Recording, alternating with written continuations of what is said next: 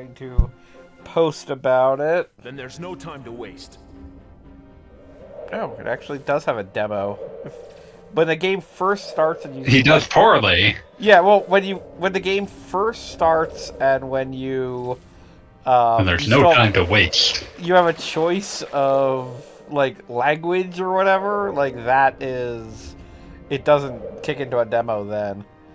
But, so that's why I was... Have you considered playing this game in, like, German or something? I like how the demo is bad at playing the game, too. It would be equally amazing. I like how the demo is bad at playing it, too. Yeah, just completely fails. The other thing I would like to point out is that the giganticness of Metropolis mixed with the horror stories told about this game's development leads me to believe that they were initially planning some sort of proto-open world game. I mean, like, even just in the practice area, you can see, like, it's bigger than it has to be, or something like that. It's gigantic. Like it is for a random ass level that, like, that's... I'm convinced that they were trying to make a proto-open world. That idea was technically unsound. It's bigger. Oh, I just realized what I was hearing things. I was going to say that is us. Yeah, but that someone realized that idea was technically unsound, and they just put rings all around it to get some use out of the shit that they'd made. Like, that is my working theory as to what happened with at least some of this game. Welcome.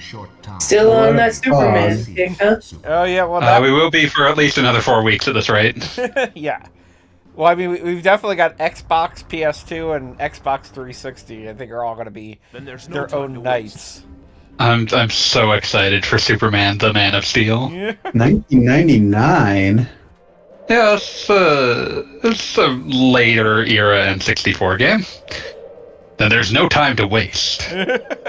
It's technically true, because, like, if you do this leisurely, you're gonna fail.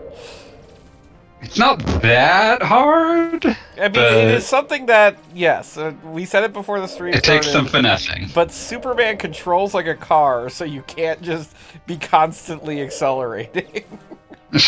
Which is your instinct. Like, it's just like, oh, he'll reach a normal like max Mario speed, Kart. and then he'll stop. Yeah, no, like, if they could have, like, gotten, like, drifting in this, I think they would have. That would have owned, though. Speed? He has some sort of max speed, but it's a completely uncontrollable max speed. Yeah, like, you can not make it through ring. Like, I can kind of have a little bit of straightaway here, but it... You are allowed to miss up to, I believe, 3 rings? Oh, I did not know that. Well, Yeah. there's one. No, you'll see that he missed it if the next one doesn't turn green. Green is a great color for Superman. Well, he's suffering in Kryptonite Fog. That's why that was their excuse for the fog in this one. You're in Lex Luthor's virtual world. Solve my maze, Superman. You are not going nearly fast enough for this. What am I supposed to do? Oh, just fly to the car and pick it up. It doesn't matter. Just fly to it, pick it up, and throw it. Now I have to do this bullshit again. With 6 seconds to go. Lex wins. You just fly to the car, pick it up, and throw it, and then there will be a second car that you have to fly to, pick up, and throw. Ah! But you'll get more time after picking up the first car. I'm gonna restart there because I know they're gonna make Oh my! waste. How are you like this? I told you the N64 controller is not built for Superman. Superman was built for the N64 controller. Like, just... I do appreciate that it's never Superman loses; it's Lex wins. Like, I all believe your friends when you are now dead, I guess. I believe when you actually win a stage, the game actually says Superman wins. Well, good for you. Perhaps we'll find out. I just wanted to put that out there in case we don't find out. Superman Did make Bob laugh too much, he misses a ring. Got it. That seems like such an easy task. Right? Challenge accepted. So I should point out that you can tell what the if flying through a ring out of order will like fuck you up, because if the next ring is gray, that means you are out of skips. Oh, instead of gold, I see. Yeah. Okay, so what determines when the arms flail? When he turns. Okay.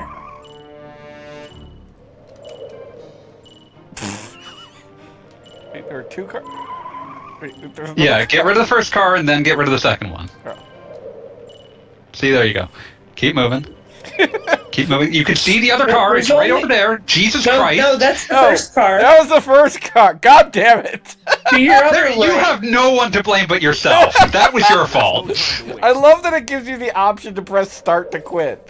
Like, this is They the know first you level. want to. Maybe you don't want to restart. I'd understand that. We're not going to judge you. God damn it, I got caught on the goddamn bridge again. I hate that I'm looking at this and thinking I'm so much better at Superman 64 than you are.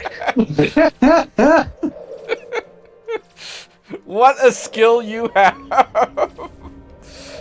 Ah, this is what you've done to me.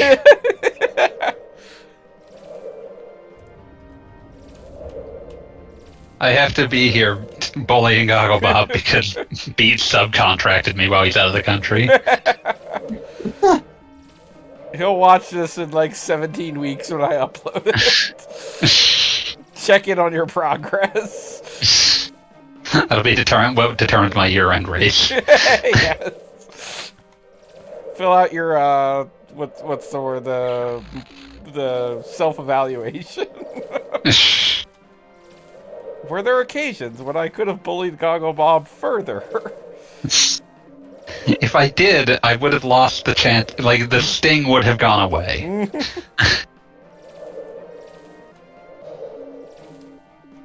So this was made by Titus. a company called Titus.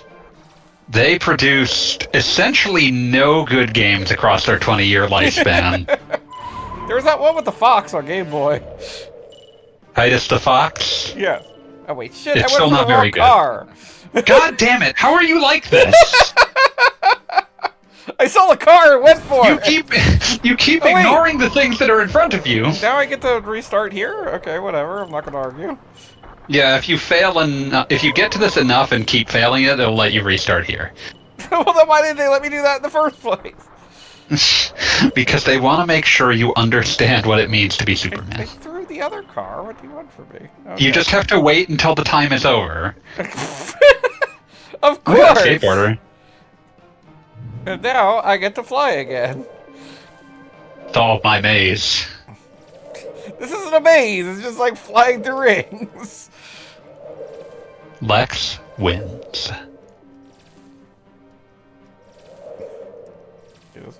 Did someone not know what the word maze means? I mean, this would have primarily been developed by French people whose first language was not English. I mean, like, I would have even accepted labyrinth because it seems like Lex would use that word. I'd like to also bring up that Titus would produce another of the worst licensed games of all time, like 3 years after this, with the Xbox RoboCop game. You know, I never played that. Simply titled RoboCop. I've never heard of that one being legendarily bad. It's incredibly bad, and it has one of my favorite game over screens in human history. Because the game over screen is like RoboCop lying in a heap, like he's died or whatever, and just the sound of a crowd booing. Hey, stupid! You died! Nice job, idiot. Boo! Boo, dead RoboCop. Detroit is banned because of you. So, robot on coffee in the chat. Rain flyer. Making corn the puns.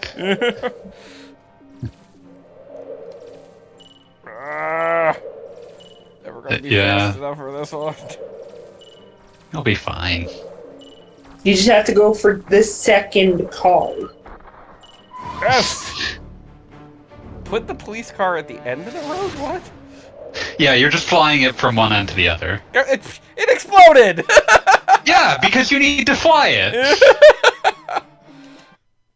Then there's Like, there are a bunch of people firing rocket launchers at this police car. You need to fly it to the end. But I didn't, like, they didn't give me time to get to the car!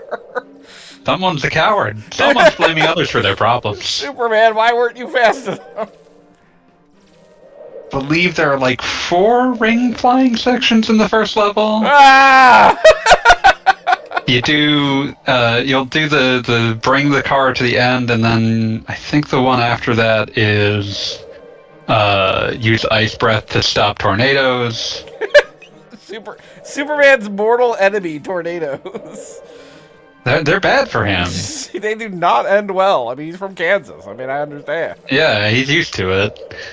And then what's the last one? I know that there's at least one section where you actually have to fight, and you get to see Superman's horrible punches. Yes, I saw that in practice, and I am looking forward to it.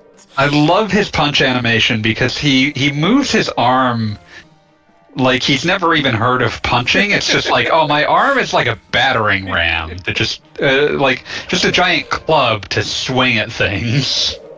I mean, I can believe that. Damn it. I can believe that Superman like has no fighting skills because he's always been like goddamned invincible. So like he's just doing his best with what he's got. I feel like Supes is the kind of person who'd have done at least some practice combat sports just for the joy of the activity. Yeah, but that's the thing, is like if he did something for the joy of activity, wouldn't he have like knocked someone's head clean off? I didn't say he did it against a person.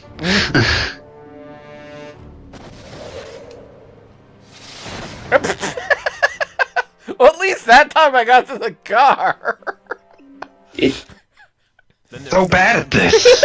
If you didn't fly into the ground, you might. Yeah, that probably would have helped with your speed. No, I don't want to click restart mission because I don't know if that'll take me back to the very beginning. I need to eat my big burrito. Yeah, Cass, what was it that you had that you sent me a picture of? And a chimichanga. Oh, okay. Oh hell yeah! Which is like it's just like a fried burrito, right? Yeah, no, I am here for the chimichanga. Well, I was out running some errands and I was like, oh, it's Tuesday. Oh, I can do the burrito thing today. Like, because I just really, it was either that or go grocery shopping. And let's be fair, Chimichanga is more fun than grocery shopping. Exactly. Why do you have to wait until Tuesday to eat a burrito? This is Pavlovian at this stage. Yes, on Tuesdays we eat burritos. This is very straightforward. We stream and we eat burritos. Right, like I've heard the myth of the Tuesday burrito, so I had to follow through. You made sure it wasn't a myth. Right, well, it gave me an excuse to like have some real food and not just bagel bites. Was it a good chimichanga though? Of course it was. Good. I only had half of it, so I've got the other half for tomorrow. Perfect. But I also had tortilla soup and Oh yeah. some veggie queso fundido because give me all of your cheese. I'm not gonna argue. There's a Mexican restaurant a block and a half from my house, and I stopped. I pre-ordered and picked it up on my way home. That's what happened. Perfect. Because I was already out of the house buying a Powerball ticket. That's not why I was out of the house, but I did that while I was out and about too. Damn it! Again with the just face planting right into the street, Bob. Okay, this time. Okay, we got. Oh shit! God damn it. Oh, good. Okay. I got it and I threw the cop car. I'm sorry, guys. Well, hey, at least you didn't have to go through the whole maze again. Now we're calling it a maze. Lex does whatever. it. And there's no time to waste. The ring thing. As a Hispanic person, we conditioned everyone else into Taco Tuesday and expanded from there. I'm not gonna lie, this place has very basic tacos, but everything else on the menu is fucking amazing. Okay, so I guess I can just fly into it and I automatically grab it? Yeah. Okay. This is helpful. Why are you throwing it? Stop Well, because throwing it! I hit the button that I thought was pick up, but like I just flew into it. Oh, it didn't explode yet.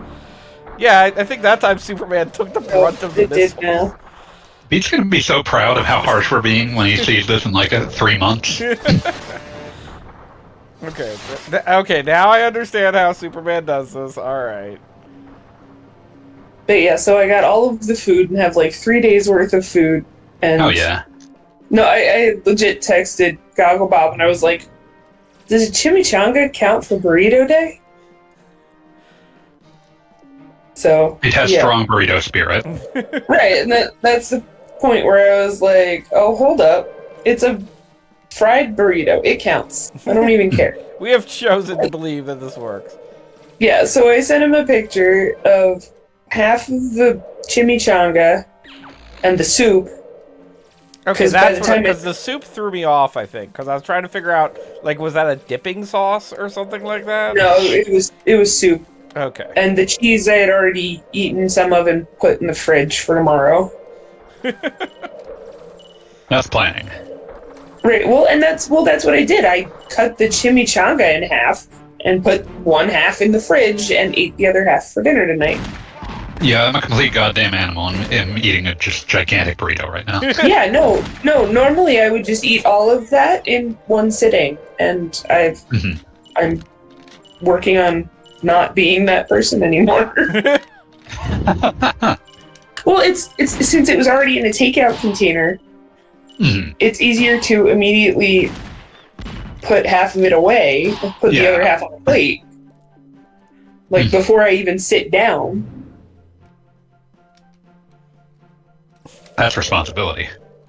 Yeah, I have them on occasion. What are you trying to punch in the sky? Don't think about it. Buttons are hard, okay? Invisible bugs?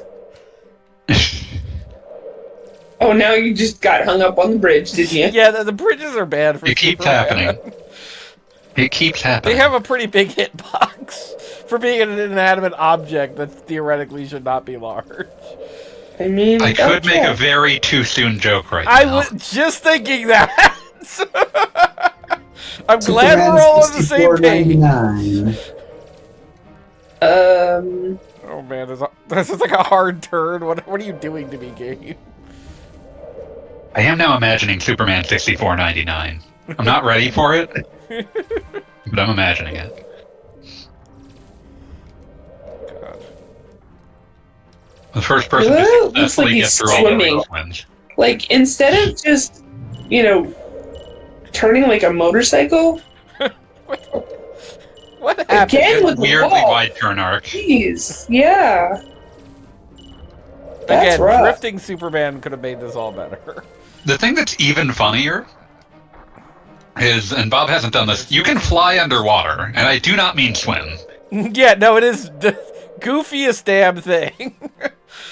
I believe this.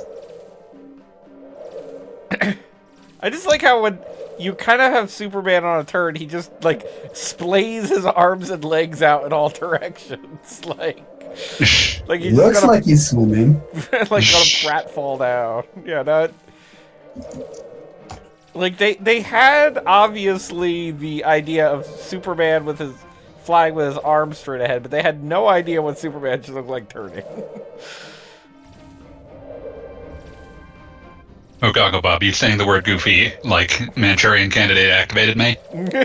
I had a horrible premonition about Kingdom Hearts 4. Go on. The reason that they made like a world for Sora to go to where he has like a semi-realistic art style is that they are going to start incorporating the live-action remakes. Oh no. Ooh. That's probably true. That would be something interesting. It would also be I kind of don't think hilarious. interesting is a good word here. It would be hilarious to see Sora, like, trying to reckon like live action Simba. Yeah. Like I want knew to see you that when you only were a because the cartoon. people. Like, I want to see that only because the people making Kingdom Hearts are nuts and would make it interesting in a way that the actual film was not. Well, because they could animate like the live action lions, like animated. Like that was a Yeah. significant problem. It turns out the lions are not that expressive. Yeah, Where go did figure. the four Dark Shadows go? I guess we got just tornadoes today.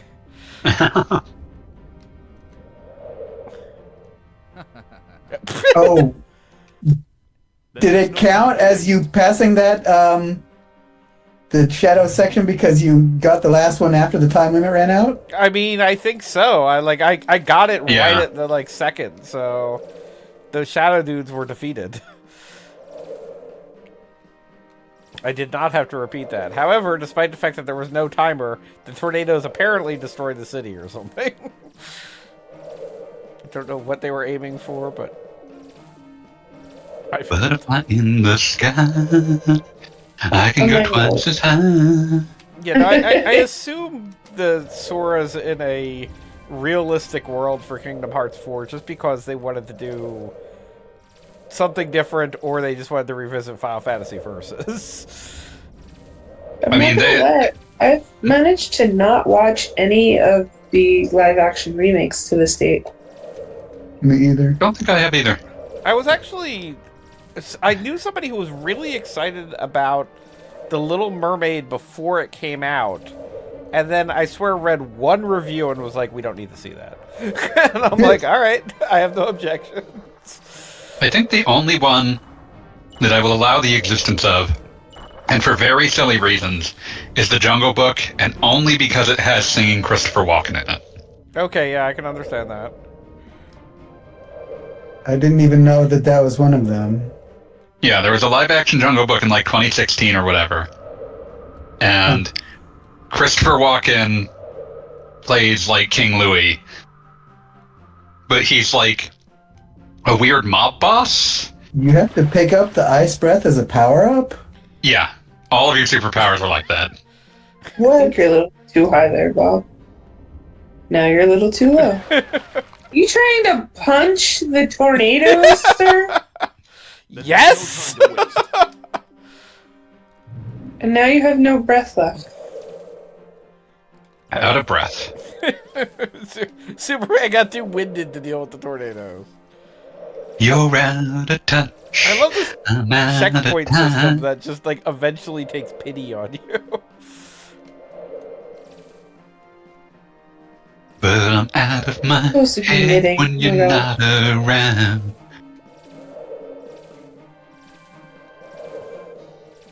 Yeah, where did the Jungle Book get released in like the whole timeline? Like, was that a recent one?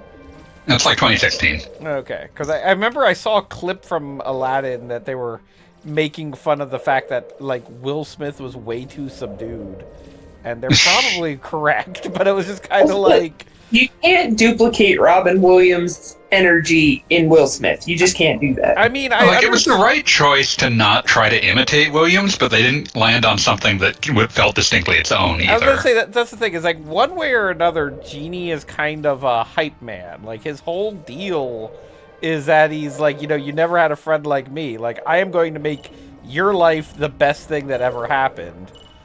And if you play that subdued, it's like, what are we even doing this for? Prince Ali, Okay, I lied. Alibaba. I did see 101 Dalmatians, but that's before they were That really doesn't count. calling them live action remakes. That was also from No, the I 90s. I legit just had to look it up. I'm like, and then there's just so many variations on Peter Pan that doesn't count either. You can tell that like 101 Dalmatians didn't count because they did a different one where they were like, but what if it was Maleficent this time? Oh yeah, I forgot about that. I saw the Peter Pan stage play.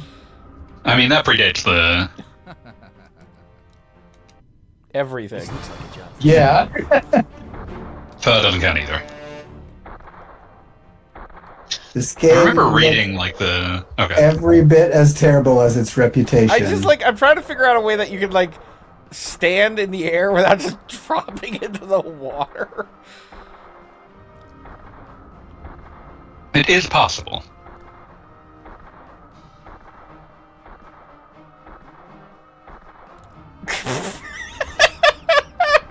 Superman uses his minty fresh breath to do something or other. Prince Ali, fabulous he, Ali above was. Strong as 10 regular men, definitely. Yeah, see, I think you are doing it with more energy than Will Smith was. And you're just kind of like re-singing it from memory. Like, oh my god. Superman? What the fuck, man? What is even happening? This object. You say just re-singing it from memory, but bear in mind I've heard that song like hundreds of times, so... I understand that. I'm sorry.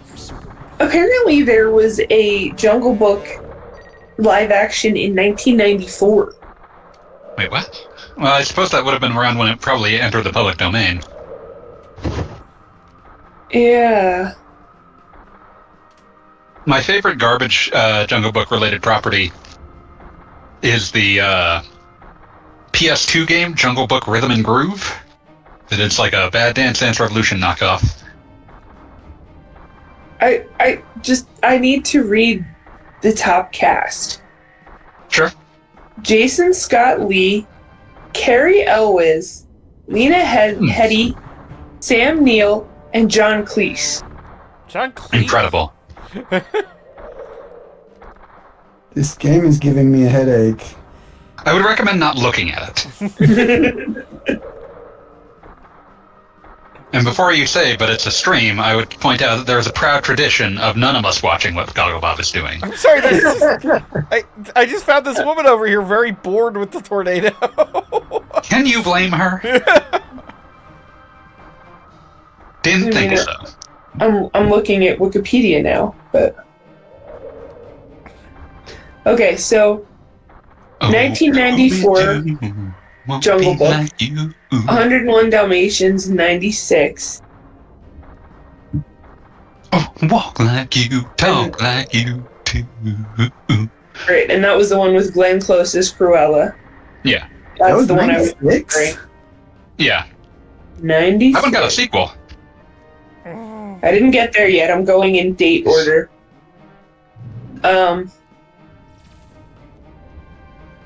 1998, The Jungle Book Mowgli's Story, which Could learn to be.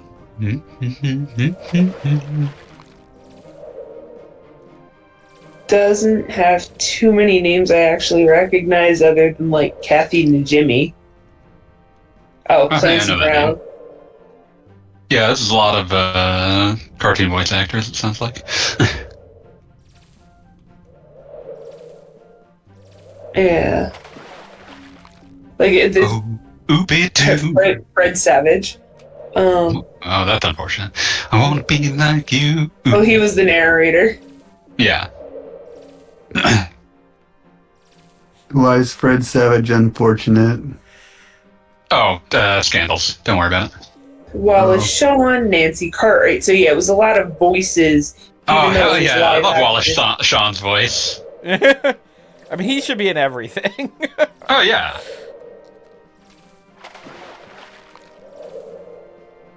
My mother was actually trying to sell me on Young Sheldon because he's apparently in that.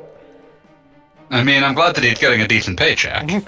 Like, that was basically my reaction. Like, oh, I'm glad. The only thing I've seen him in besides Princess Bride is Deep Space Nine. Right. I feel like that would be enough by itself. Somebody who just saw Young Sheldon, like I saw this come across a couple days ago. Somebody had just seen Young Sheldon and was like, huh, that actor's familiar.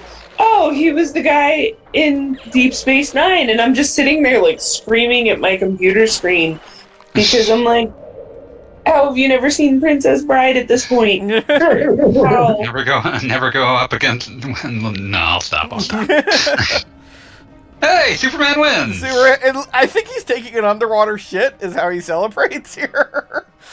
I mean, it's in Lex's virtual world. Like, it's fine to pollute that. It's the idea. That Yes. So from 94 to 2000, there were a couple of live action ones, and then the Tim Burton Alice in Wonderland was 2010. And that made like $1 billion somehow. Well, yeah, it's Tim Burton who has a huge following, so. And it actually he has a big following, but like that wasn't enough to propel something like Frankenweenie into success. And also I think that Alice in Wonderland had its own sequel, like just by itself. This looks like a job for Superman. I believe. Yeah, there was a.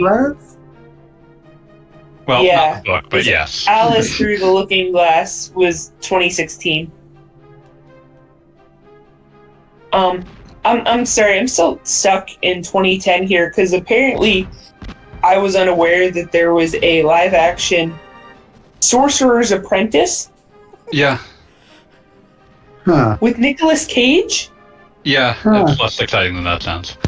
I mean, obviously because nobody's talked about it, but like that happened.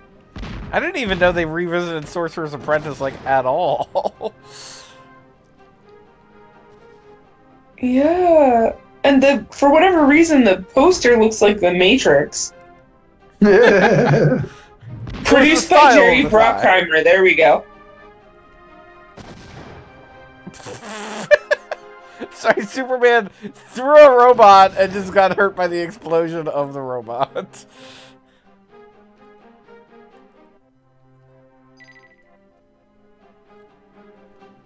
Oh no. Superman has to use a computer? It's really more boring than it sounds. Yeah. Well, you learn something new every day. And then, alright, 2014 Maleficent, which I hadn't seen, but I was kind of intrigued by it, because it seems like it's supposed to be the different point of view. I, again, hadn't actually seen it, though. Cinderella, Jungle Book, Alice Through the Looking Glass, and then we've got Beauty and the Beast, Christopher Robin. Sure, why not? Dumbo, which... Oh, that was horrifying. Right, I can't even imagine, and I don't want to. Aladdin, Lion King, a sequel to Maleficent. Yeah, I think that Maleficent was like a planned trilogy. Oh. I'll go back and look at that. I'll go back and look in a minute. Lady and the Tramp. Was that as painful as Dumbo sounds? I mean, it has less horrible, like, CG elephant. Fair. Less, but not entirely zero. Mulan. So we're up to 2020 now. God, it's Cruella. amazing that all of these have come out. Cruella, that was starring Emma Stone. Yeah. Pinocchio? Oh no. That one came out opposite the Del Toro one, right? I remember the Glenn Yeah, Close 101 Dalmatians, but I do not remember it being as old as 1996. Wow, that's a long Right? time ago. Same. And then apparently last year there was a Peter Pan and Wendy. Huh. And that went straight to Disney Plus or something. It must have. I didn't even know that was a thing. And then obviously Little Mermaid. That one I've heard of. Let's see, who's in Peter Pan and Wendy? Jude Law was Captain Hook. Oh no. Oh no. Oh no! Jim Gaffigan is Mr. Smee. You know what? That makes sense. I can see Yeah, that, right? yes. Alan Tudyk is Mr. Darling. Well, that's a part that requires all 3 seconds of screen time. Right. Like, you waste Alan Tudyk on that, of all things? I mean, like, He's obviously I didn't actually see it, but I can see, like, in my mind, like, the cardboard stand-up of, like, Alan Tudyk is darling. Like, Right, well, like, What a darling. I'm stuck on Hook. Like, you can't take that away from me.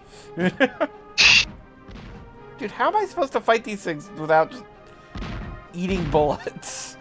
Superman has... I feel like you just need to get used to eating bullets. Superman has, like, maybe I can fly into them? Usually it flying was is your speeds. distributed by Disney Plus. Yeah. Okay. That Pinocchio is just an incredibly profound failure. I remember just like... That was also straight to Disney Plus. Yeah, I remember looking it up and being just sort of mortified that in a morality tale as simple as Pinocchio, they wouldn't let Pinocchio be a bad child. Tom Hanks was Geppetto. That was the case. There's a horrible CG cat. Of course. Is that like not letting Figaro. Sokka be misogynist in the beginning of the new Avatar the Airbender? Oh yeah, the Sokka change. I could almost understand the reasoning behind that by virtue of having less time to give him, and therefore having less time to fill the arc out. By virtue of the fact that they're only going to have like 3 episodes. Whereas with Pinocchio, one, it's longer than the original.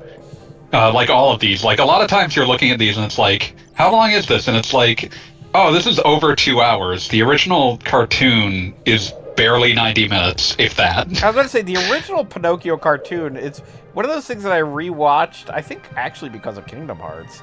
Like as an adult. I don't think that thing's much longer than an hour. And I was about to say, like, it was over before it started. I was like, whoa, they're already at that one crazy Deaky island? And it was like over.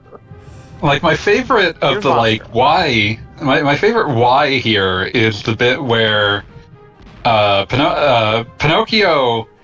Like, the point is that he's a bad child that learns to be good and thus becomes human. Like, that is... the metaphor is pretty transparent here.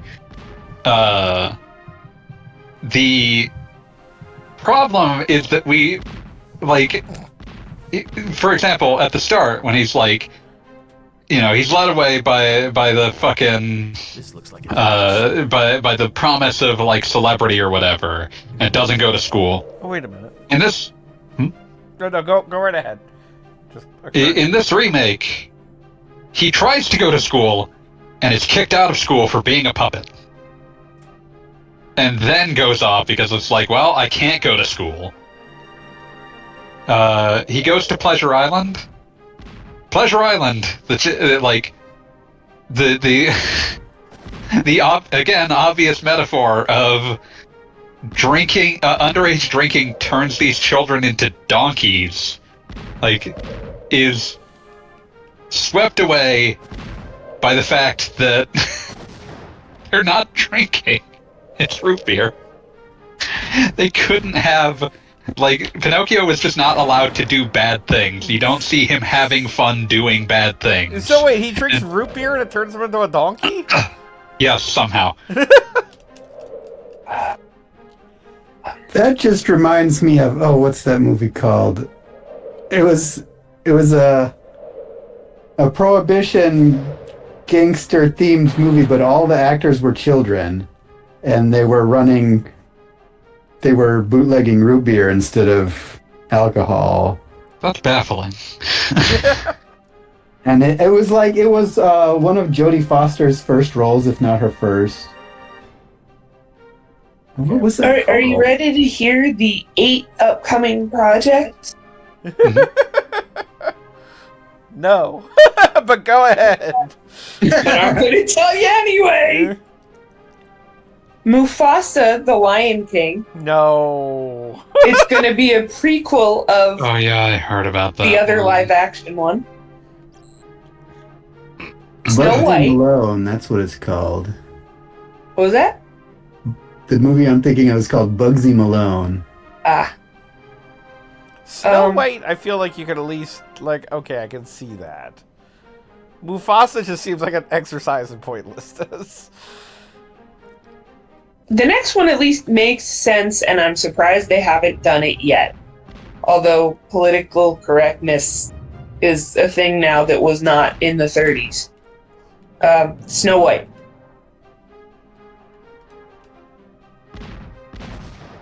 Greta Gerwig listed as one of the screenwriters. Interesting. Agree.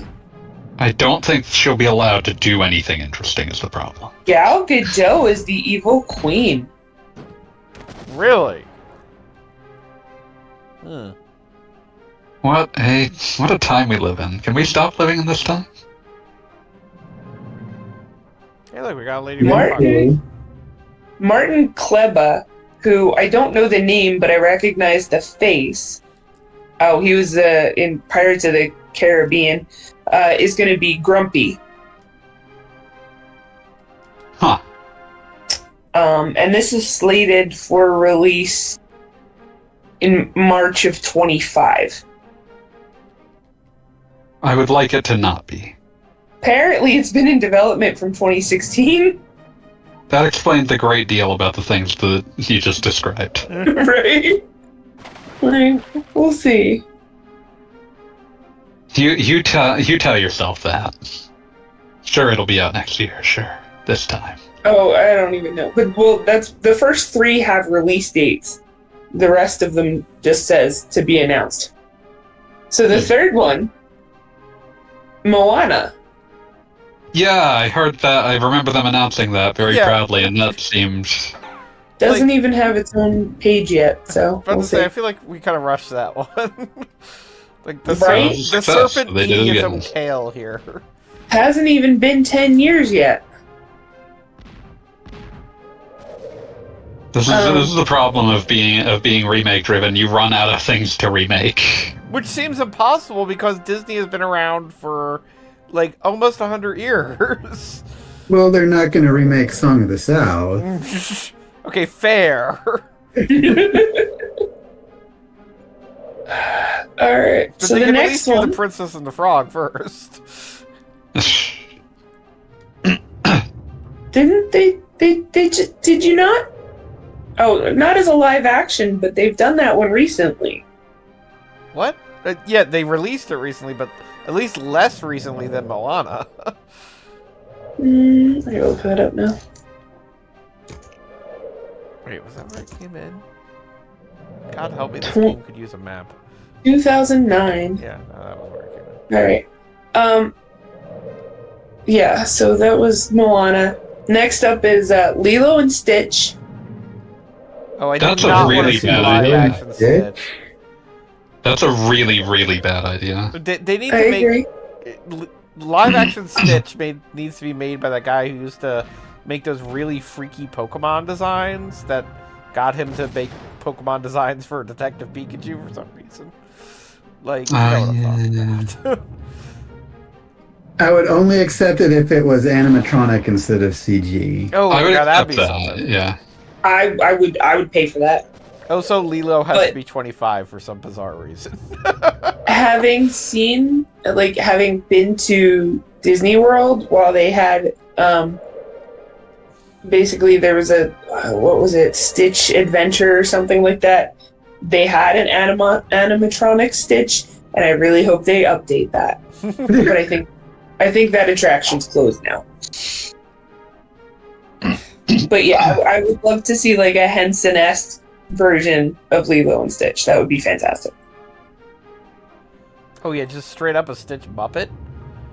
I'd be into that. Yeah. They own the Muppets, they can do this. Yeah, right? Hercules. Yeah, that one I feel like I've heard about recently. Like there was something released regarding that. like not the worst idea among these. There are a lot of versions of Hercules, so maybe it was a different. Because honestly, there's a Hercules movie with Dwayne Johnson as the title character, and it is fantastic how it doesn't take itself seriously. Same with the Baywatch movie a couple years ago. Both of those highly recommended. I never thought I'd hear somebody say Baywatch movie, highly recommended. Baywatch movie from a couple years ago is what's blowing my mind. Yeah, that was part of the revival bit. Okay, a couple years ago, 2017. But it was Dwayne Johnson, Zac Efron. I'm trying to figure out who else the other big names are. Oh, good. We have a timer now. I mean, David Hasselhoff and Pamela Anderson do make have cameos. Unlike Futurama's prediction, the film was not entirely filmed in slow motion.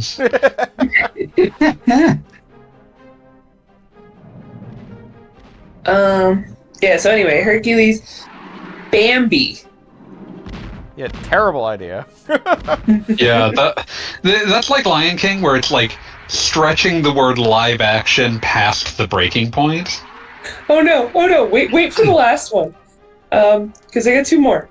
It's gotta be So Robin Hood, I mean, there have been a ton of Robin Hood remakes, but like, are they gonna make them animals for the remake? Oh, totally.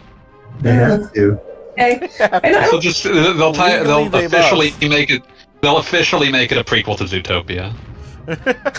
Well, what they have and then to they'll have to do a Zootopia live action. The Jungle Book. Oh yeah, that would be canon.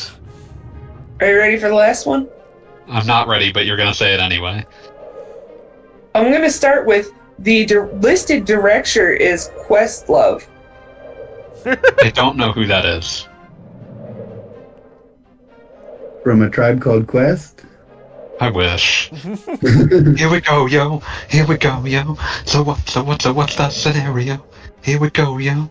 Here we go. The Roots. What?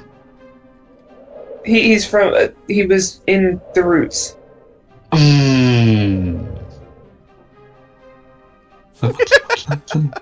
Anyway, sound of fanboy deflating. Listen, I really like A Tribe Called Quest. But can it continue with what it is? The Aristocats. I mean, it can't be more racist than the original. No, but I meant in terms of animals, like the entire movie is talking animals. Yeah, like there is stretching Bambi. Live action to the breaking point. Yeah. What's this? Also, apparently, for the Moana live action, Dwayne Johnson is listed as one of the producers. Because of course he is. Hey, you both know this. You both know that. Alright, what was I supposed to go back and look at? What do you I already forgot. It's first up to bed. No batteries loaded and no strings attached. No holds barred. No time for more bacon. I'll stop. Can I just say how much I enjoy the fact that she says, "You'll have to solve my riddles to make progress," and then she just punches you back. Like, it's a riddle to figure out how to survive getting punched in the back. That's what I've learned in my life.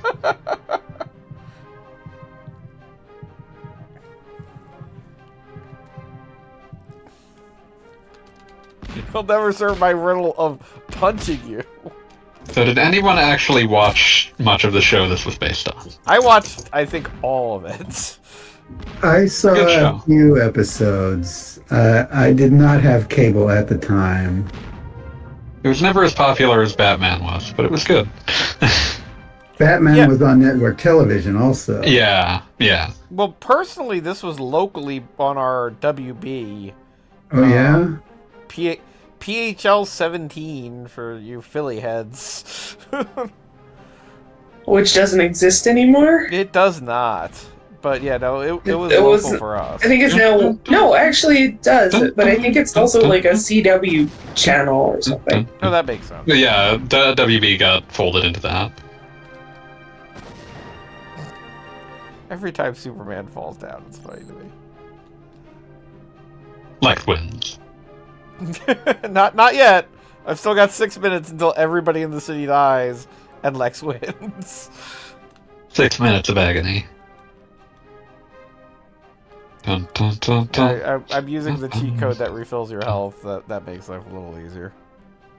Dun, dun, dun, dun, But yeah, much to anyone's surprise, no, I didn't want the show. First place. But you had PHL 17. Probably. I mean, I don't think it was PHL 17 at the time. Yeah, that was definitely the channel that had like the most random like movies on like a Saturday afternoon locally. Like that was where you saw an incredibly edited version of Predator for the first time. The WPHL 17 matinee movie. Edited for TV movies are a lost art. 100% agreed. Like if you've ever looked up the TV edit of Die Hard 2, genuinely incredible. Yippee-ki-yay, Mr. Falcon. I mean, there's a TV edit of The Big Lebowski that always sticks in my mind. This is what happens when you feed a stranger scrambled eggs. In the That's what happens when you find a stranger in the You Alps. find a stranger in the Alps, that's it.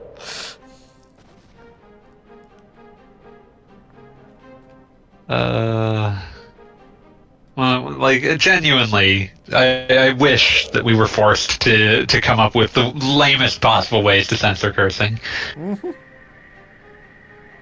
I only ever seen Fifth Element on Edited for TV. TV. And the first time that I saw it not edited, I was like, I don't remember these scenes. I think I would remember this part. And it was when they're preparing for takeoff, and Ruby Rod is entertaining one of the flight attendants.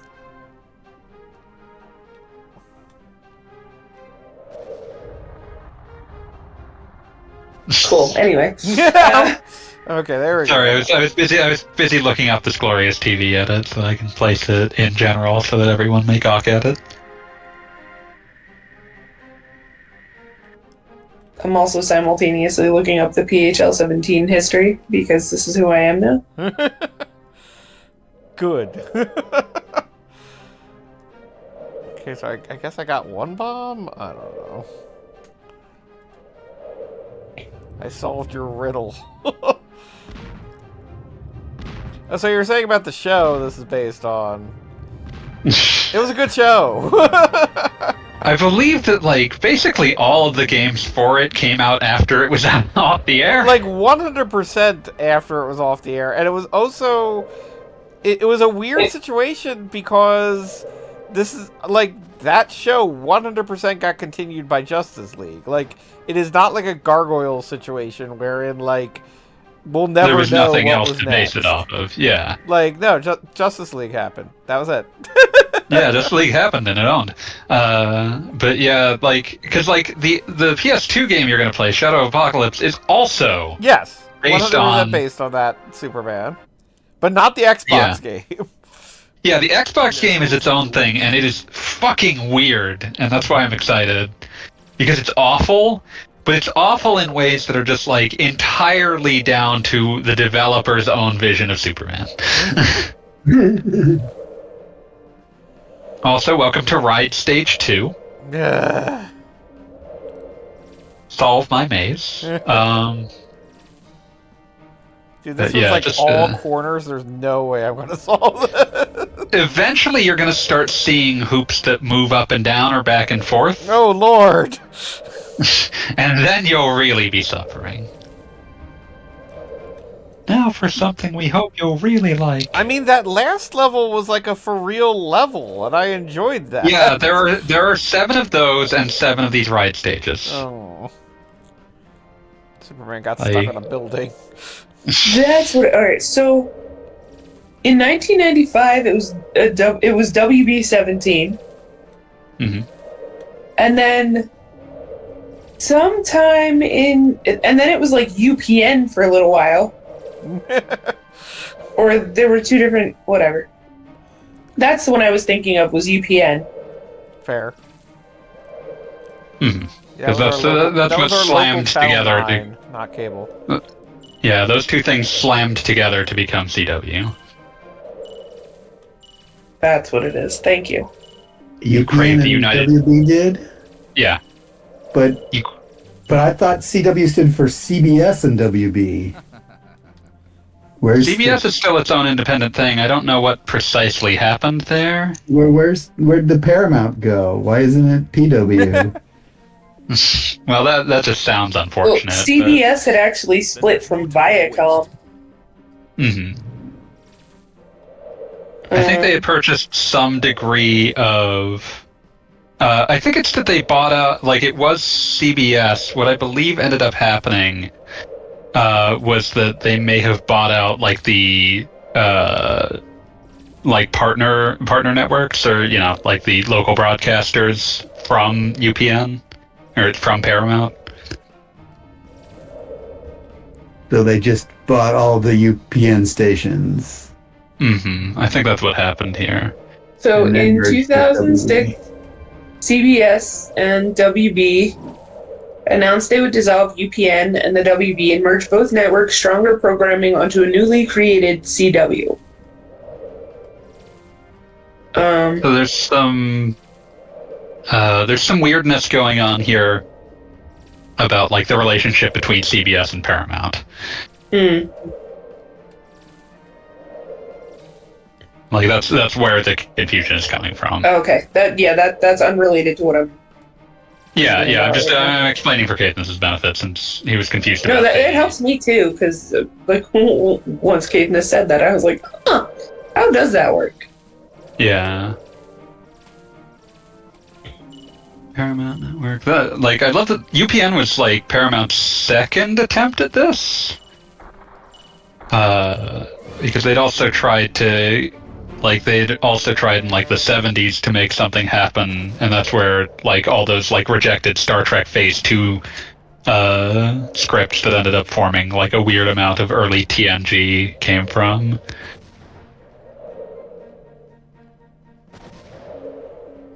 Okay.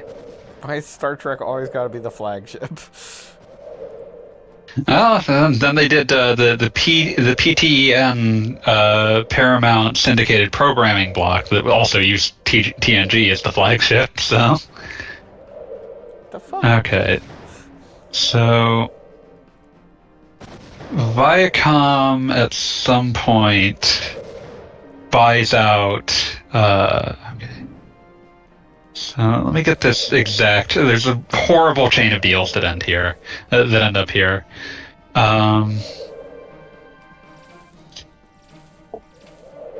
When did Viacom get? Oh, they are moving. Paramount. Where does Viacom first enter this? Okay.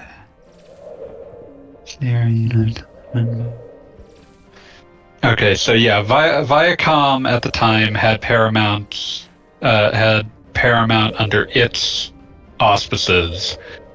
Then, in the mid 2000s, they split that part of their TV concern off into something that was just called the CBS Corporation, and then there was technically officially a new Viacom, even though this new Viacom was the part that was going to be controlled by the old Viacom's owners. But CBS Corporation keeps UPN, and then shortly after, because they're now fending for themselves, they don't have a larger parent, they merge UPN with WB because both of them are relatively low performers, and that creates the CW. I hate corporate shell games, and if you go looking into any media company, they're basically nothing but corporate shell games. I was about to say, I've got bad news for you about corporations if you hate corporate shell games. Oh, I hate From my corporations perspective- too, though. From my perspective as a kid, the WB and UPN were the stations I watched the most.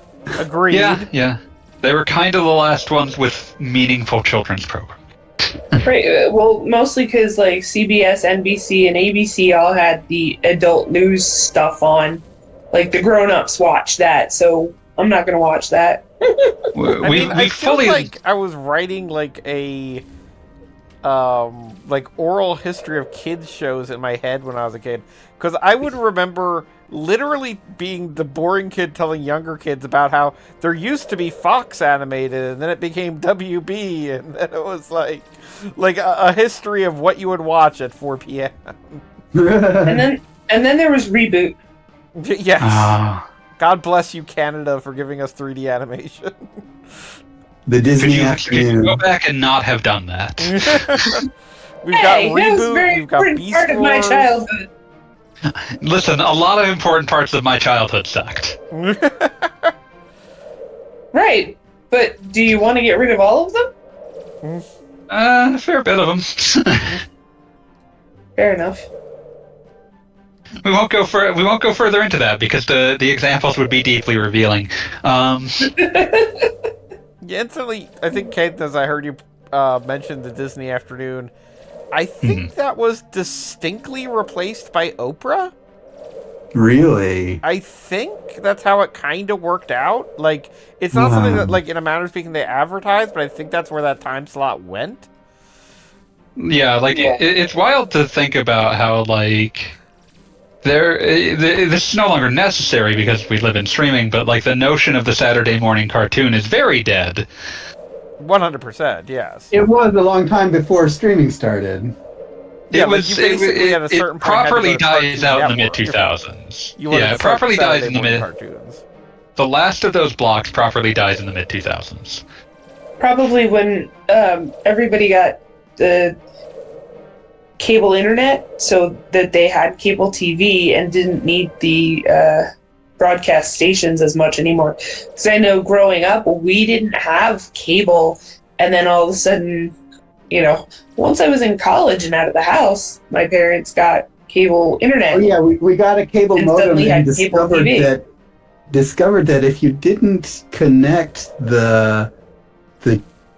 if you didn't screw in the coaxial cable into the modem all the way, it just left it kind of like open. You could get internet and also cable TV at the same time. Incredible.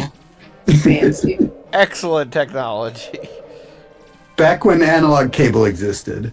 Right? That doesn't work with digital cable. Meanwhile, every media company, very excited at the concept of vertical integration, is now finding out that actually streaming is really expensive, and running both a content production farm as a primary concern and a streaming company as a secondary concern doesn't actually work very well. All sorts of things. Is that do not why work everything very they're well. making is crap? What's that? Is So that why? is What? that why everything they're making is crap all of a sudden? Well, They're busy, like, the major companies are busy throwing money hand over fist without, like, really buckling down and thinking about the fact that that subscribers of streaming services can't subscribe harder just because you spent more money on the TV show. They should probably get used to that one. You were so close, Gogglebob. So I close. mean, literally, like, the next thing activated as it says Lex wins. Lex wins. Maybe she Anything hasn't I slept do, as Lex much. wins. But yeah, like I think that's why they were cutting down on all of the account sharing and that sort of stuff. Oh yeah, because But- they need to squeeze blood from the stone. Yeah. Well, yeah, and also the fact that, like, a company like Netflix had to realize that, like, as many people are subscribed to Netflix as there will ever be. Like they have reached a saturation number, but they are a growth stock and not a value stock. Right. Well, that's a them problem. That is very much a them problem, and they need to transition into being a value stock. But they're going to make it an everybody problem. Exactly. Ironically, they're less horribly positioned than a lot of their competitors by virtue of the fact that most of their, like, they stick to licensed content for the majority. Like, there's a lot of Netflix originals, but that's not what gets you subscribed to Netflix. I mean, it's not unheard of. I'm going to skip this level because fuck this. What a coward. You should at least do as many stupid backflips as you can. That is true. Well, Don't worry, I'm sure there will be an opportunity. all of the anime that they license gets labeled as Netflix original. Yes, and they can call it what they want. This looks like a job for Superman. And as long as I have access to my parents' Netflix account, I'll be watching those on Netflix, since it's more convenient than pirating them. More convenient to know your parents' password.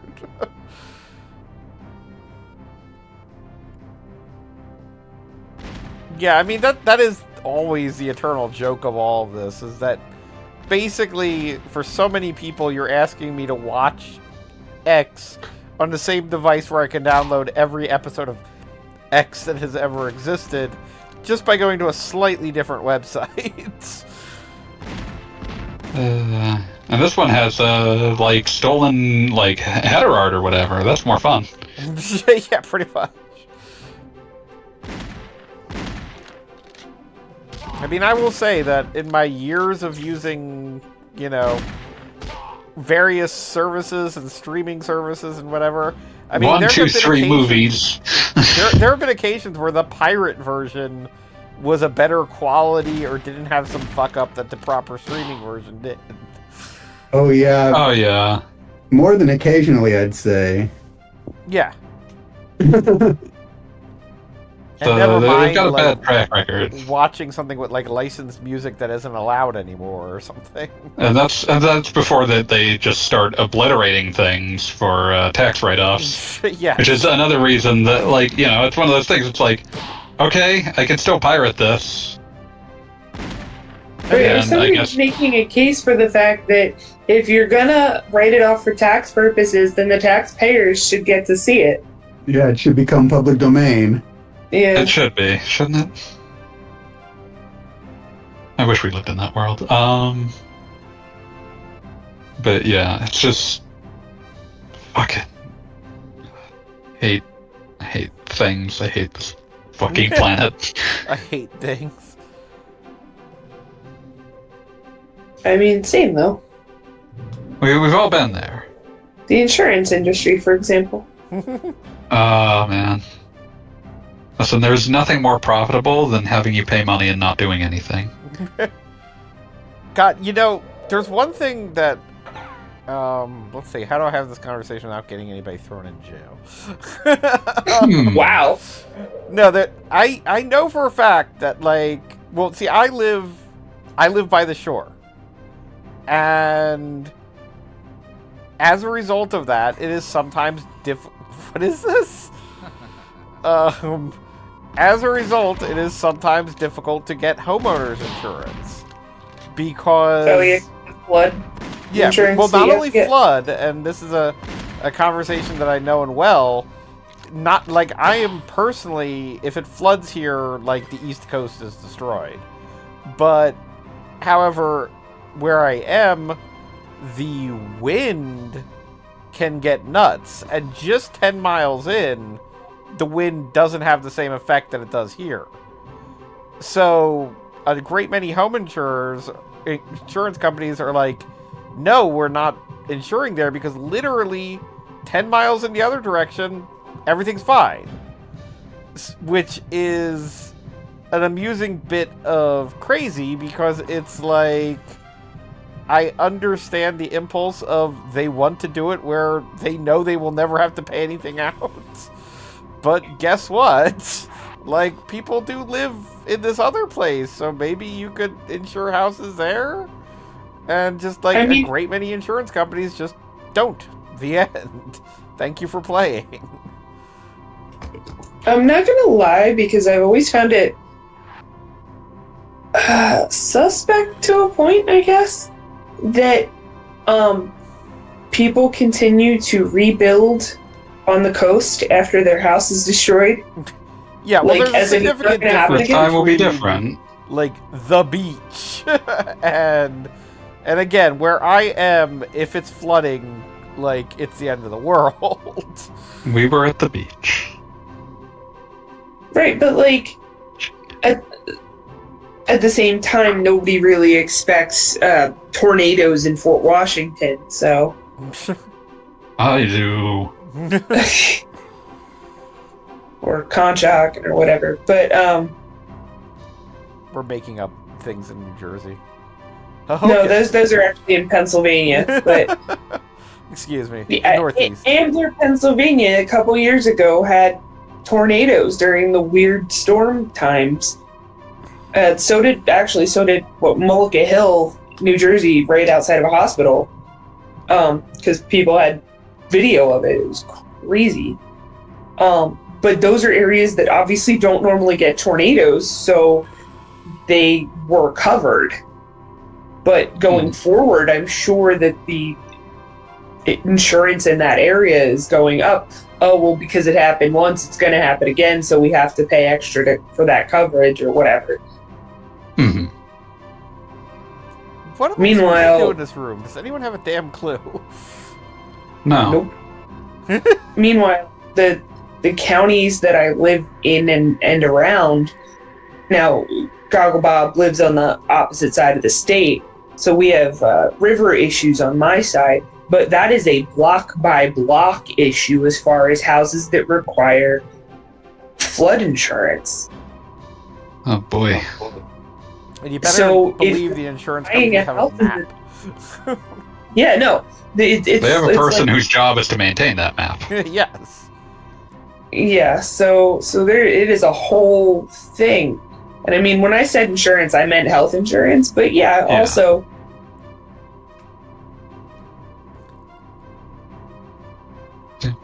Oh, the L stands for Lex. For some reason, I thought it meant locked.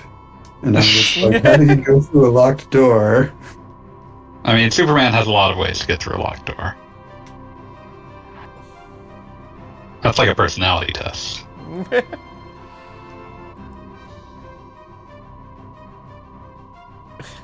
I've got... Oh, could I laser breath something? No?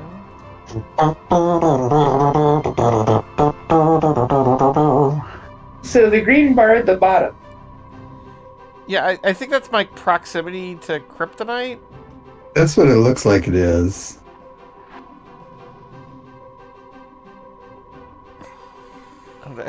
I mean, like, I can't leave this room. I don't know if, like, I'm just restoring my health, like, out of instinct. I don't know if I'm just supposed to die. You can't leave this room, but there's an elevator right there. Yeah, no, I go in the elevator and nothing happens.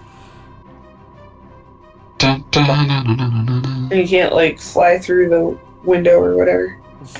Can you smash the buttons? Oh, I smashed some buttons. No, I meant the I can't even go did. into takeoff mode at the moment. At least it's not timed. It's true. I think I might just let Superman die here. Can't believe you would leave Superman to die. You can't smash the console that's in the middle of the room? Yeah, I try interacting or with interact it, with it. like nothing seems to happen. Can you laser beam? Am I out? I think I'm out of laser beams. Yeah, I can block. Superman just falls over dead. Search the layers for clues. This looks like a job for Gone with the Wind wasn't Disney, was it? They probably own it at this point. I mean, Oh, that's a safe true. bet for almost any piece of media.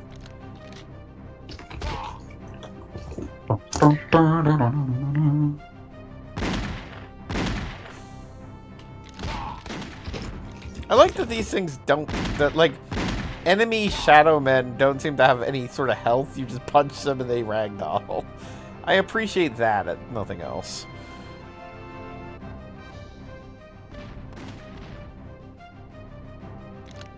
Like when we were playing Justice League Task Force and Superman was just recklessly punching Batman, I felt bad for Batman.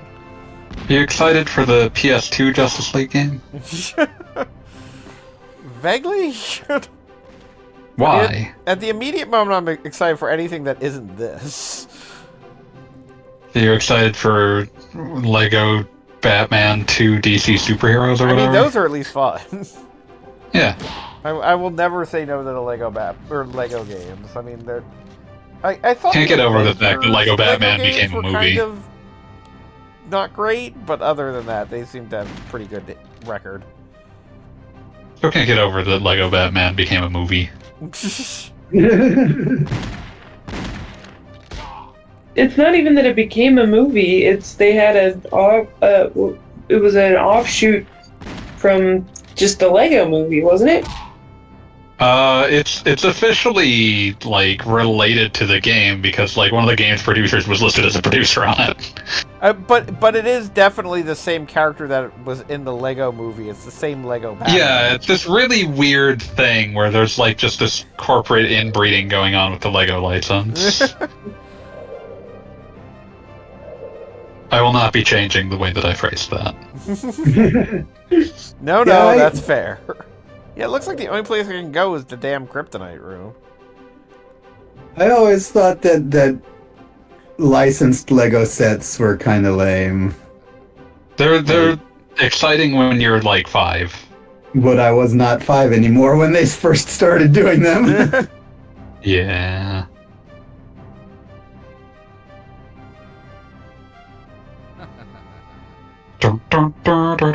I will say my dad got the Lego Tower of London bridge for my mother for Christmas one year.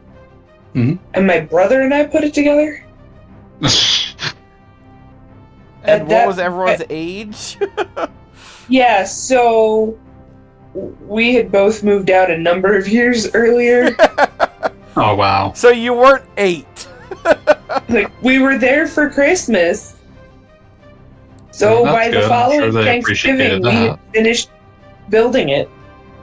When we came over, we'd go over the house occasionally and put a couple pieces together each time. That's a project.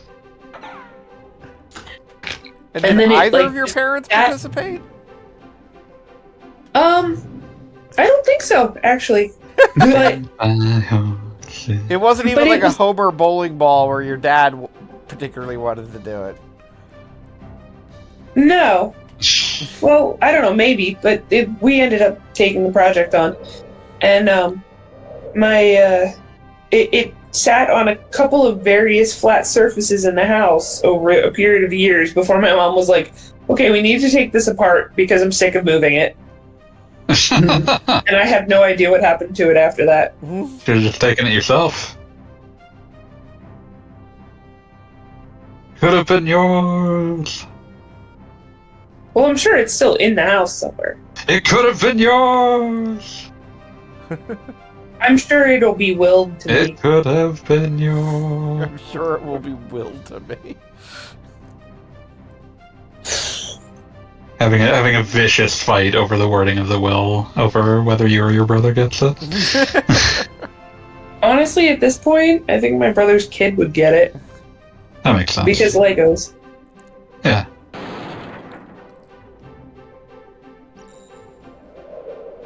Right. Dun, dun, dun. And honestly, by the time that happens, we'll have probably lost all the booklets anyway. Well, then it becomes a puzzle. I mean, it's on the internet, but yeah. Yeah, I was going to say, or you look up PDFs online. Well, that's called cheating.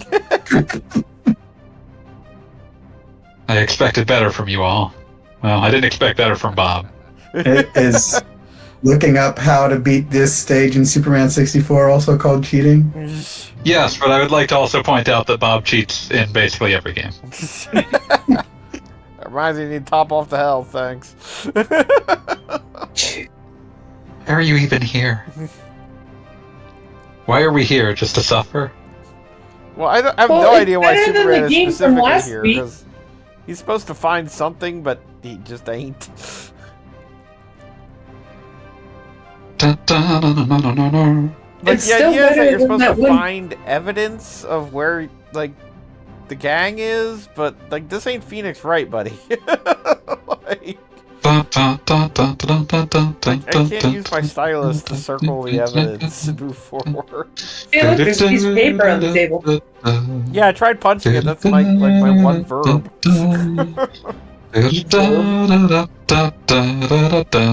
What's that? What? Oh, I thought I heard someone say something while I was mumbling. I mean, yes, but unrelated. So, is this better or worse than the game from last week that you guys were all actively angry about? Oh, this is way funnier. I This wasn't is way actively funnier. angry at it. Not you, like- everybody else that you were putting through. So, like, the thing about Death and Return of Superman is that on a mechanical level, it is 100% better than this. It is also way more boring. Like, this game, in both its misplaced ambition and incompetent construction, is just, like, fractally bad in a way that's fascinating to observe. And that is worth so much more than the notion that Bob might have, like, not run into as many glitches while punching the same man to death 9,000 times. I mean, I do have to say, both of those games, when they were new, if you were given those as a Christmas gift, you had a bad Christmas. So, like, that's the definition of that. Like, that's the game that you get, and when it looks like someone's paying attention, you play it and say that you appreciate it, and then you find as many excuses to not play it again as possible. Blue, Or you give it red. as a gift Somehow to they somebody will you don't aggravate like. us now. What's that? Or you give it to as a gift to somebody you don't like. I felt like bad regifting things. Because it felt not like, that- well, someone gave this to me, I should keep it because it meant something No, to them. I didn't mean regifting. But I the would same not way gift. you give your as the cool aunt or uncle, you give the kid drum set. just to make someone else suffer. Oh, now I'm on the Exactly. right side of this room. That's funny. You're welcome. Goodbye, Jose. I want to show Now the glass breaks. Yeah, it's like, what? I want to show the rate that this game runs at to any person who has ever posted on a Steam forum just to see if it melts them. Oh, wait! I didn't get to show you the best part of this game. Okay, so... you may notice when I pause the game, one of the options is display cinema. Oh yeah! For some reason, I could do this!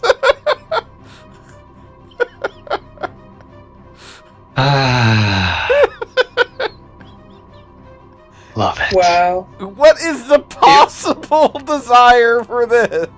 It runs better now. No, it doesn't! Frame rate, Bob. Maybe you had a tiny TV. That you wanted to be tiny. I feel like that would. Yeah, I feel like that would make this worse. I'm But I watching love this that on a. the gauges are all still the same size. I'm watching this on a Sony Video Walkman.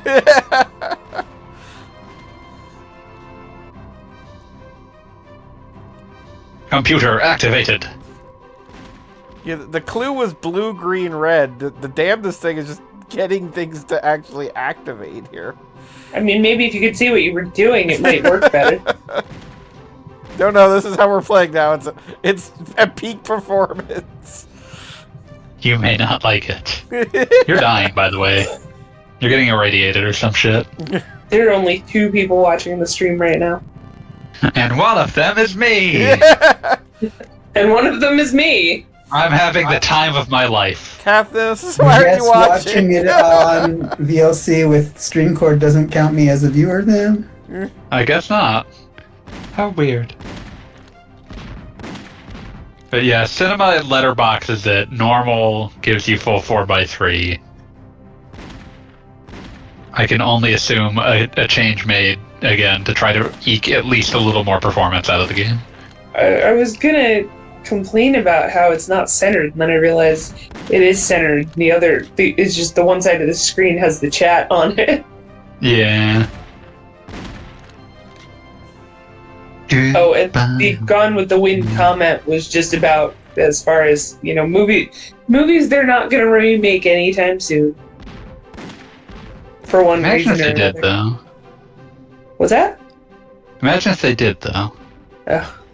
Like, I know they re-released Gone with the Wind.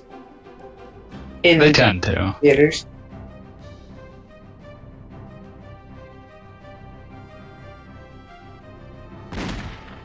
But yeah, I feel like if you showed this to the kind of person who posts on the Steam forums, they would shrivel into dust. And I want to see it. I'm here for that. I don't have. I do not speak up often enough about my disdain for just in general the kind of person that inhabits the Steam forums. Noted. I am once again trapped in this room, even though I feel like I accomplished something, but I still can't get through this damn window. Did And you I feel get like You're on all the the? other side Did of you the window. activate all the computers? It said that it was Also- activated. Also, There's why aren't you baddies flying? in there. I cannot fly. Oh wait. No. I feel like you probably can. what You the apparently fuck is can't even that? jump through this window. Superman flies. He doesn't jump. Yeah, what the fuck was that? We could levitate, at least, but not through the window, apparently. Yeah, no, you can absolutely fly. You can fly anywhere. Do it now. Try. You're getting shot at in the process. Why does Superman do this weird jump now? Also, Superman There's no time to waste. backs up like he's driving himself by like looking over his shoulder. He's in a virtual world. That might actually be happening. He's a virtual girl in a virtual world. Okay, there we go. I made it. That I was probably Yay! Superman My instinct achieved would've the been gone to- impossible. My instinct would have been to go with 21st Century Digital Boy. I don't know that one. That's a good one. I'll put it in the chat at some point. As Beat would have. And I'll completely forget about it. It's fine. Yeah, I know. Choose an enemy. What the fuck's that about? Cause I'm a 21st Century Digital Boy. I don't know how to live. Got a lot of time. Okay, so I pissed off Lex Luthor for some reason. I mean, you already did that. Baby, the way you look so times. And bold flag on a city street. Oh yeah. I don't want it. I love that this game took the bold The things you're stance offering me. of taking Superman, a character that, aside from the flight, might be best known for his invulnerability. Like, I'm a that is 21st definitely century something. digital boy. I And just don't know how to goddamn live, but I got everything a lot hurts of Superman. toys. My daddy's a lazy middle class intellectual. My mom is on Valium, so ineffectual. It's a mystery.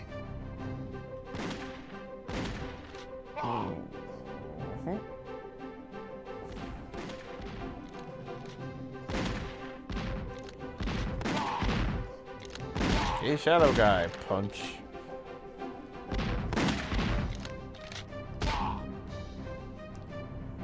I appreciate the ragdoll physics on the guys taking punches. That's good. The animated Lex Luthor head is at least annoying.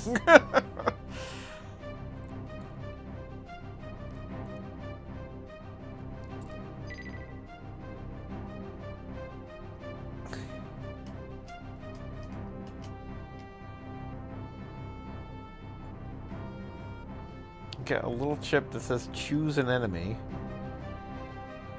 Oh! I think Superman just fell out of this dimension!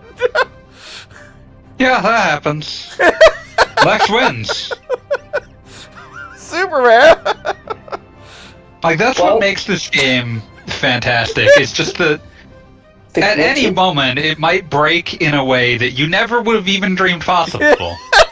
Like, why is there a second Superman here? Like, it's you seem to have like gone through what's supposed to be a reflective surface, and that's how it's attempting to simulate reflection. But in doing so, have created essentially you've just wandered into the mirror universe. Well, we broke it. Bizarro no M like. Where's Zabaro? Where's Zabaro in these games? Okay, I'm skipping that level because it broke. I'm obsessed with Zabaro. The pizza place?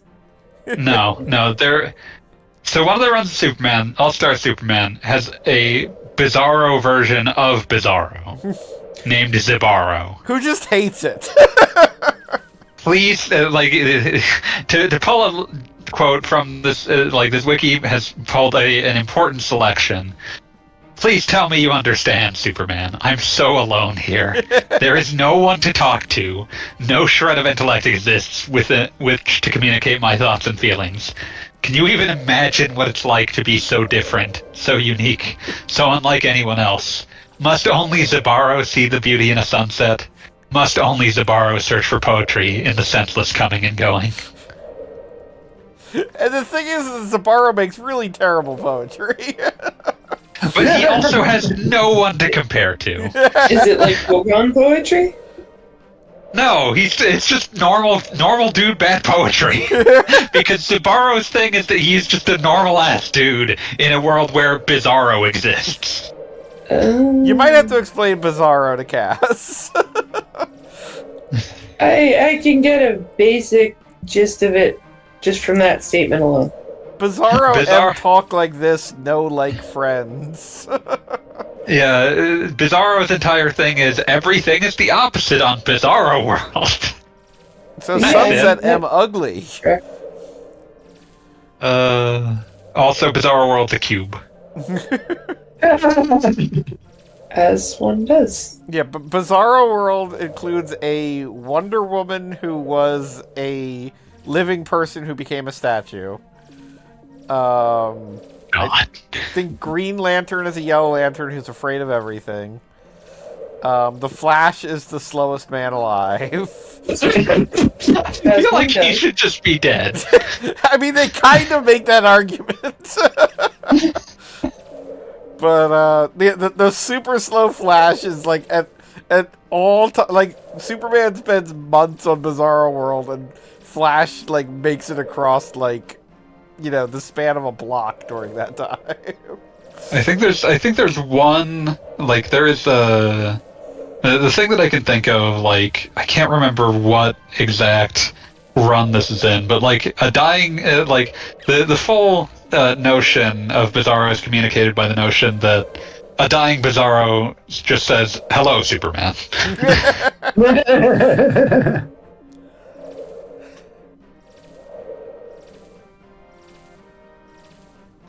Yeah, I mean, Bizarro is, like, was inevitably invented at one point. Like, probably a Siegel and Schuster invention that just happened. He's an extremely Silver Age idea. I was about to say, when somebody was drunk and needed to do a story and was like, okay, how about just a guy that is Superman but backwards? He's got ice vision and laser breath. Like, it's just Mad Libs with everything that's normally Superman, the opposite of that, moving on. Yeah, he was allegedly. So Wikipedia says he was created by Otto Binder and artist George Papp in 1958 for Superboy number 68. Extremely Silver Age. One of the most iconically Silver Age comic concepts imaginable. Just like the Silver Age is defined by two things: dudes having to like come up with something because they just got finished with a bender and they don't give a shit, and dudes coming up with something because this is the only place that they can tell their stories, and their stories are bizarre, epic, and insane. And the collision of those two things is what makes the Silver Age. And this is very much the I just got done with a bender and I need a story. I don't care what it is. You forgot the third thing that defines the Silver Age, which is obviously, is there a gorilla? That's fully within the notion of I just need a story and I don't care what it is. Superman, you married a gorilla by accident. You gotta Garlic deal with Rod, that. you exist and are now one of the most important characters in history. What's The faces I'm making, but okay. what's the general opinion on Talkie Tawny here? You can't go wrong with pretty much any character from Shazam. There's an anime called The Fruit of Evolution that's all about marrying a gorilla. Yeah, don't like that. Not here for it.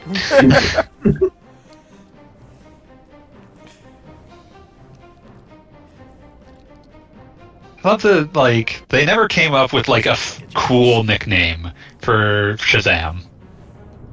No, and I feel like they have actively tried. But they have to live with the fact that the enduring nickname for Shazam Captain Marvel is the Big Red Cheese.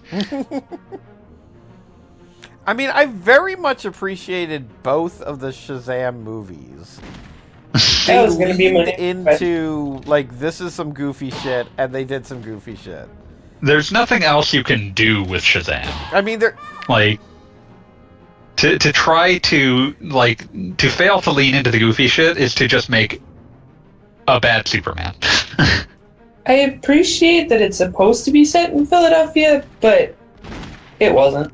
It was not spiritually set in looks very much Philadelphia. like Vancouver. It was not spiritually set in Philadelphia.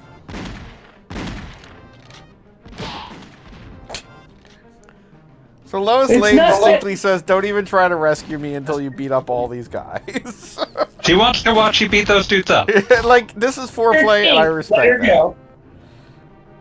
You can also, like, well, the fastest way to get around would be to just fly headlong into these dudes, where you will inevitably kill them upon flying into them. If you can fly in this room. You can. But no, like, Unbreakable was very clearly, like, well, everything Bruce Willis has done has been set in Philadelphia when it wasn't in New York or LA. Yeah. But I mean... You can make things that aren't filmed in Philadelphia that are still Philadelphia coded. I'm gonna just brush up against this guy. This, the Shazam films were not Philadelphia coded. No, it gave me a sad. Well, because, Now I'm like, thinking about It's Always Sunny again. I apologize. That's allowed. I figured that's where you were going with it. But no, it's just, like, growing up in this area, it's a really tough spot because everything either happens to New York or DC. And we're smack in the middle. I was like, come on, let something happen here. I grew up in suburban Oregon. Well, I mean, Now, on the upside, you'll never get alien attacked or whatever. You've I don't think you're gonna Delay get of alien Heaven attacked set in either. Oregon. What's that? Delay of Heaven is set in Oregon. I have never seen that. Oh, it's the only movie version was like made for TV, but it's a Yeah. Ursula K. Le Guin novel. Ah, gotcha. I never read enough Le Guin. can I say how much I appreciate that boxes explode like an Aqua Teen Hunger Force episode? You're still playing golf. It never But- stopped. But yeah, like, what I would say about because growing up in Oregon, when entertainment is brought up, the only thing that's going to get brought up is, hey, the Goonies is filmed there, right? The Goonies was filmed there. there's not like the rest of the state or anything, but I just mean like It's Always Sunny at least has local exterior shots. A lot of the Exterior time. shot that has Philadelphia energy. It does have Philadelphia energy. It absolutely does, and I still haven't watched it. I've been rewatching it and just every time losing my mind that some of my favorite episodes of that are in season 12, season 13 or 14.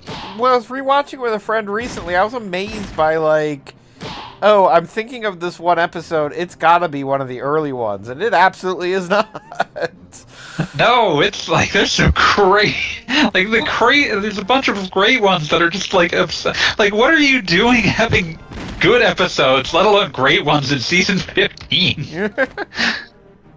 And some of the things that I think of season arcs like Fat Mac is Mac got that. That's season 9? And season 9 of what are they at? 16 or something? Yeah. It was a while ago now.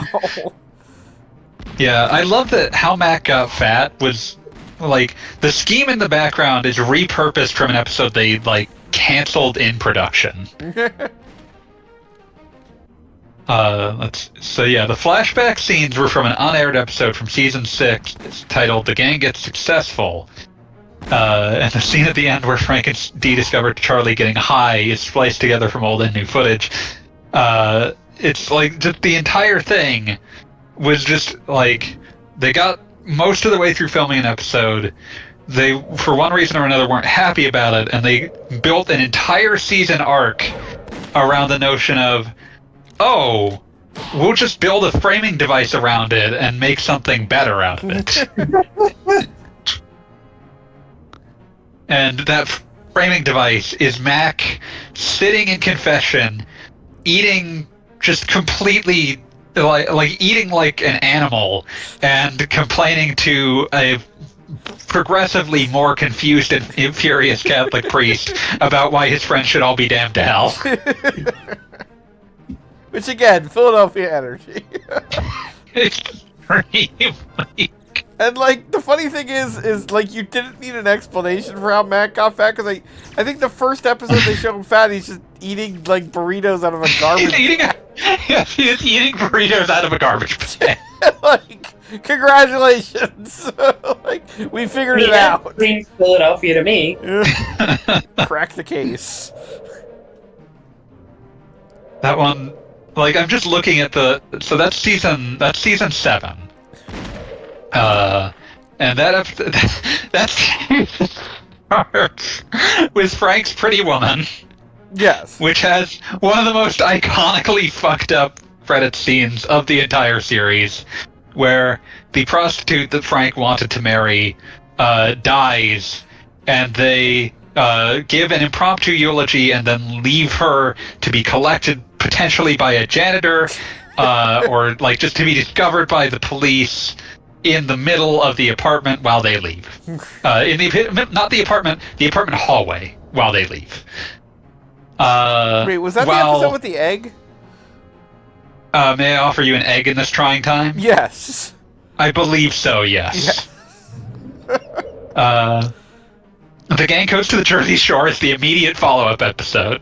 Yes, which is famous. That's where the rum hand comes in. Right? What's that? And that's where the rum ham comes in? Yeah, that is the debut of Rum Ham. that also Introducing features the Frank, most important character. Which also features because Frank and Mac are floating out in open water.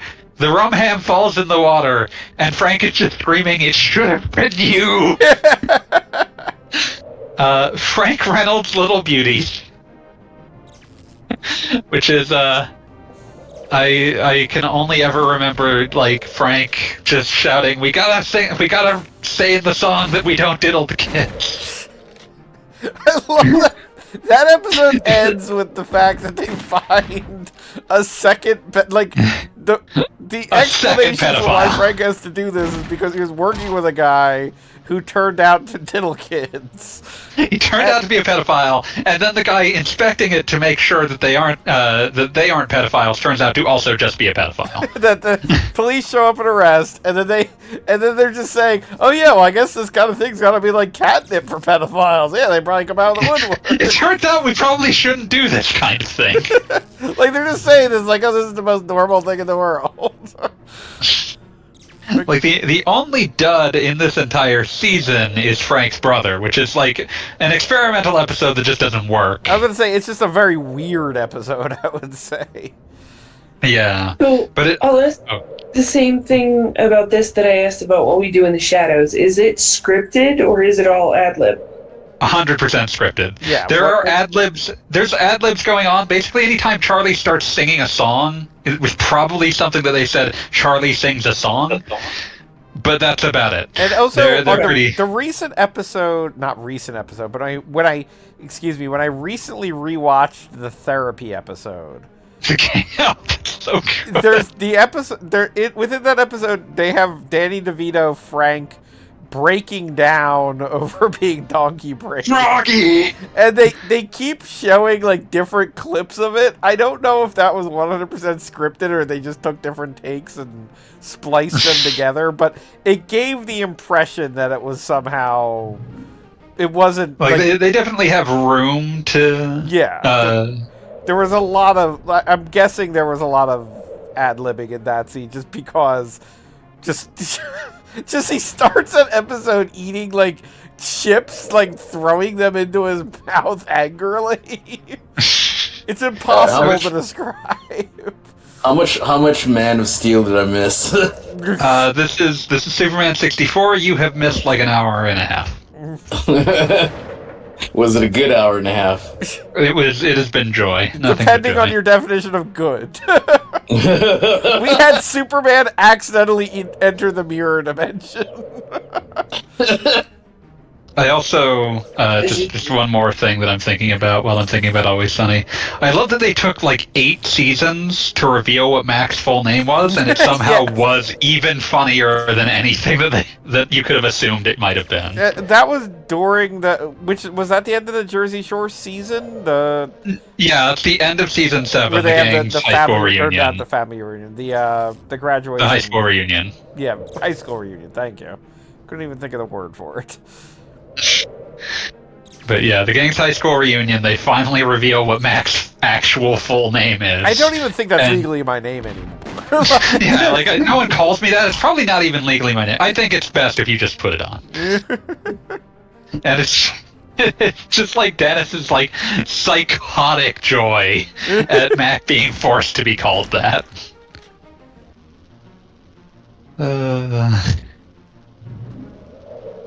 Everything about that. Like, that is another... If it wasn't a two-parter, I would think the high school reunion is definitely... It tells you everything you need to know about these characters. I need to get my tools. And what they think in their heads. Like, just... There's this whole musical number. No, it's not real. Anytime there's a lot of just general drug abuse, inhalant abuse, alcohol abuse. Just don't assume anything that they're thinking makes sense. Yeah. Inhalant. Sorry, have you met people from Philadelphia? I mean, I know Goggle Bob has, but I mean, our very own Ample Vigor has an excellent cookie story to tell us the next time he's on the stream. fucking cookies. How do you like cookies in your... Oh, okay, that's gonna be a joke for no one. I apologize. How do you like cookies in your fucking bed? I like that this episode, I'm rescuing Lois by beating everyone on the stage, and I just keep finding more people to punch. There's always more people to punch if you're willing to look. Duh. Like, this game would work very well with a map. Just Too like bad. on screen, like, you know. What do you think Lex you're made out of wins. money? Listen, Solve my maze, motherfucker. Okay. So I've definitely got to turn off these lasers in order to be able to punch these guys on the other side of the lasers, but Lasers. it just That was inevitable. it's Superman. He should be able to walk through lasers. Superman should be zapped by lasers at all times, just to that's gotta prove be that they cannot something- destroy him. I'm not certain if they've ever covered this in any DC Universe media, but you got to figure, A, Lex Luthor has more money than God, and B, probably one of the companies he owns has like an animation department. So, like, you got to figure at some point he gets the idea to just make like a Superman cartoon where just Superman is like farting through the sky. That's just weird. Like, just something really petty.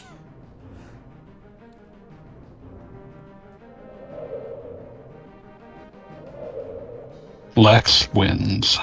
You've watched the Poison Ivy Harley Quinn show, right? The recent one? I have. I have I not mean- gotten around to it, but should. It is Lex recommended. does some petty shit. Yes.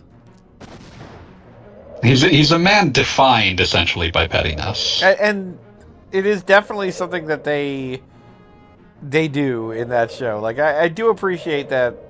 I'm not going to say that they They go lean full Muskian on him, but just the idea that he is phenomenally wealthy, in charge of a company, and maybe isn't actually the smartest guy in the room. But he needs to believe he is. But he needs to believe he is, and he's very good at making you think he's the smartest guy. Oh, he certainly believes that he is. He needs to. Alright, so I'm going to skip this level because I am tired of flying around the same stupid thing. Let's all just assume that Lois Lane got rescued. Lex Were you wins. expecting to finish this game tonight? I mean, No, not he was not. really. But I like getting a smattering of what's happening. Experienced a content tourist. And there's no time to waste. Like, I'm happy to see a level that is inside of a giant warehouse where you're supposed to punch guys. And the minute it becomes difficult to make progress, I give up. But I I like that briefly I thought you were solved. going to say. I briefly thought you were going to say inside of a giant whale, and I don't know why I thought that. Said We were that talking is a about weird Pinocchio direction earlier. for that sentence Right? to go. We were talking about Pinocchio Nope. some time ago.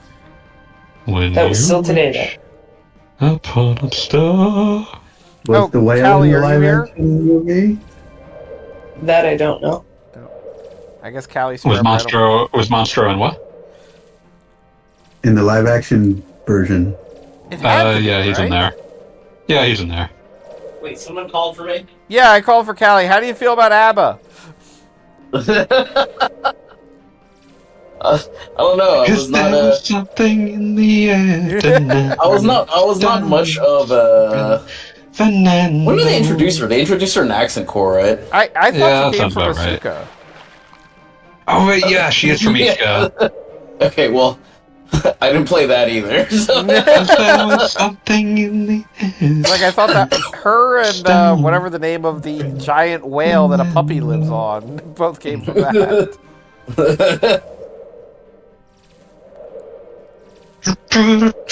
But yeah, Back to the I ladies, played as her in the man. new one, and yeah, she's damn annoying as usual.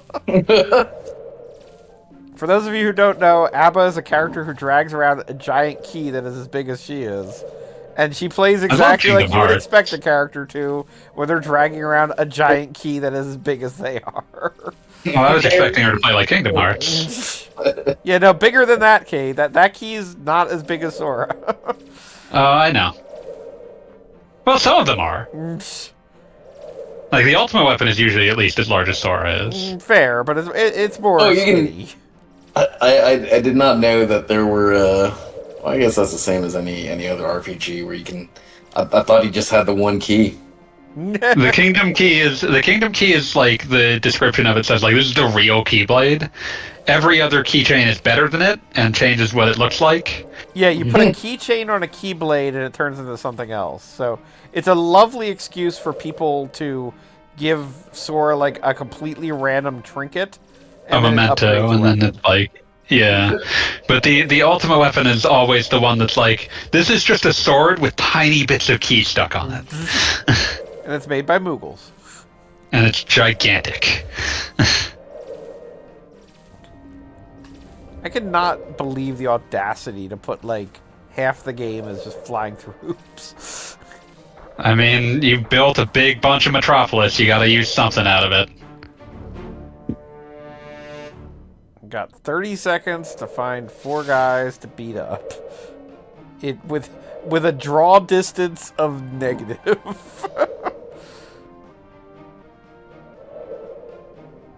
Where are they at? Nobody knows. They aren't even shooting at me. This is such bullshit. No way I'm doing 5 minutes of rings again. I'm not even gonna find one of these guys. Crazy. Lex wins. Lex wins. Alright, next level. In the air tonight, the stars so bright, Fernando. Oh, good. Jimmy Olsen's being held by Darkseid. That makes sense. Darkseid is. Yes, and Jimmy Olsen and Darkseid are good old friends. I mean, Darkseid probably actually debuted in Superman's pal Jimmy Olsen. He did. He absolutely did. So that makes perfect sense if we think about it. It actually, but not the fact that the game is asking me to take the villain to jail, and it's talking about the intergalactic despot of another planet. It's fine. It's just Lex's simulation of Darkseid. He doesn't think much of Darkseid.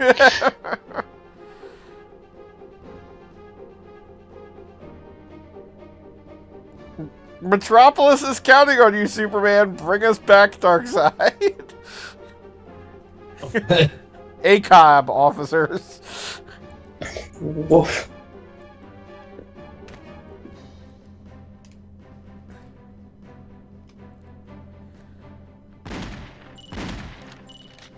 Oh, good. Darkseid employed a number of shadowy thugs with guns.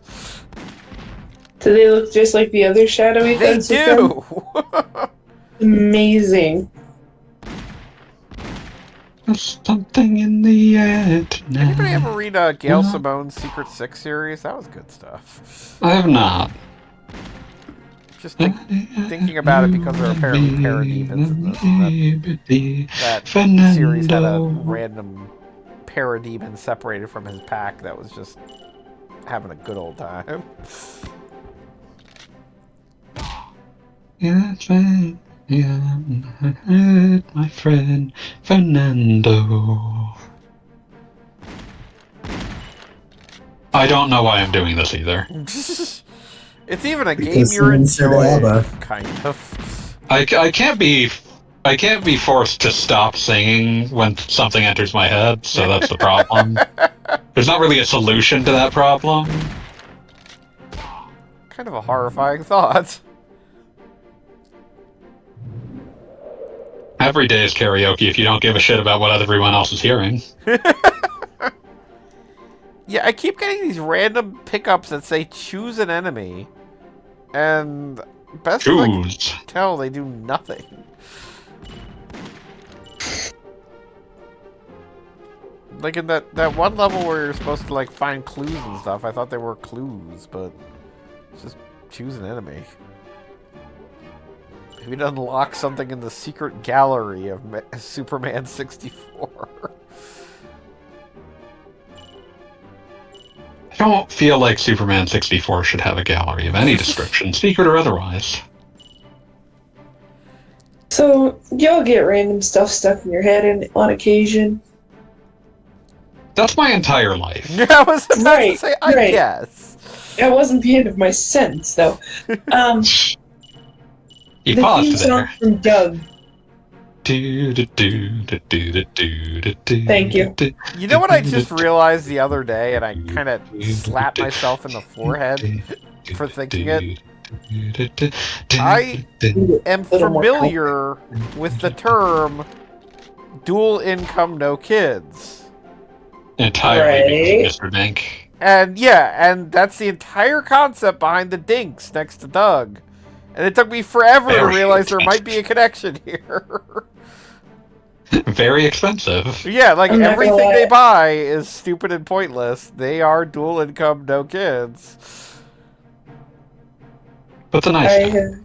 have not watched Doug since I've been old enough to know dual income, no kids. Yeah, no, it's something that I at least remembered the name of those characters. Also, Prince Hortgen says, "Can you pick up a car like the cover of that one Superman #1?" I mean, You you can actually pick up a kinda car, but can. not like that. I'd say it's close enough, given the N64's limitations. The fact that that one wall had a no cars sign on it was, Like, I can throw a car on top of another car. And the one car is just fine, and the other one just explodes.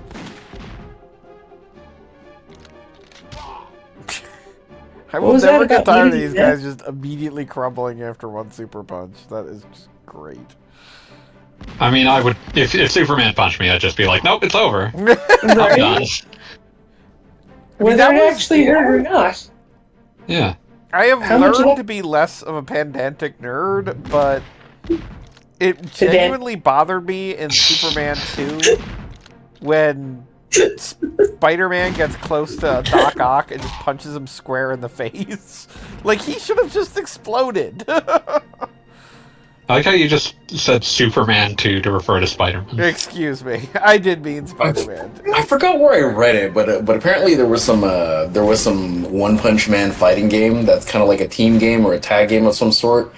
Yeah. Yeah, One Punch Man was like super overpowered, but to balance that out, he was always late, so you'd have to survive until he got Yeah, there. you survive 2 on 3 for like several minutes before he'll actually get there. If you lose beforehand, you don't get to use him. That's kind of cool. Yeah, it was a neat concept. It's yeah, like it's exactly that kind of boring arena fighter, but like that was at least inspired. I like the friendly fire. That guy just shot the other guy. How convenient. Less work for you. I mean, Superman would feel bad about this if it wasn't virtual reality. Like, Superman isn't into people shooting each other. So if it's VR, you're saying this is an entire VR simulation? That is the Yeah. concept, yes. Then how come he still has his strength? And his Because then it wouldn't feel as good for Lex to defeat him. Lex has cut off some of his powers, but not all of his powers. Like, for instance, in order to use anything but a punch, he has to get, like, a stupid little pickup. Gotcha. Like, he gets limited laser vision. You can have laser vision, but only for 5 seconds, Superman. This Lex Luthor has decreed. Hi, Shadow Guy. Here to have a car. And that you survive, you son of a bitch. I think you deserved this pain. So the only way I could really tell where I've been is whether or not everyone is dead.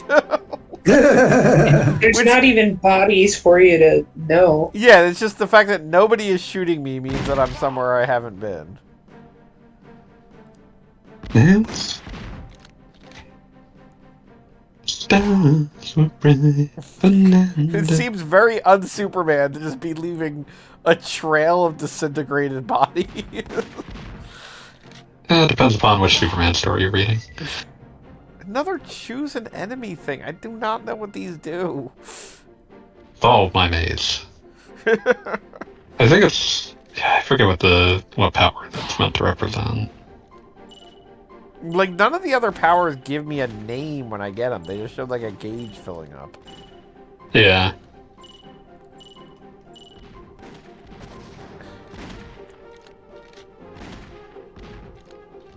That's why I love that. I guess the implication here is that I'm doing this all in the Daily Planet parking garage. Like, A lot of violence there. And Darkseid for some reason. Like, this is Superman. He has literally had entire story arcs in other universes. And he's trapped in a parking garage. This is hell. Lex Luthor has decided to go with, like, full tilt on the banality of evil here. But he doesn't quite get what that means.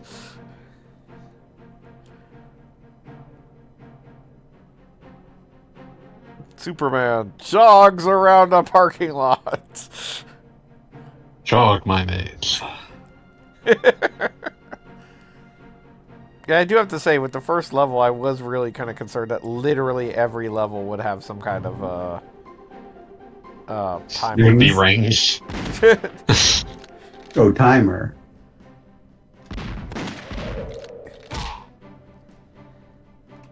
Fernando. No, seriously, I have no idea what this choose an enemy thing does, and I found only more of them. You consider doing something with them. I mean, like, I don't have heat vision right now. I guess that button just blocks. X-ray vision is something that occasionally happens. Right now it's stuck there. Oh, I can replace it at any point. Think big.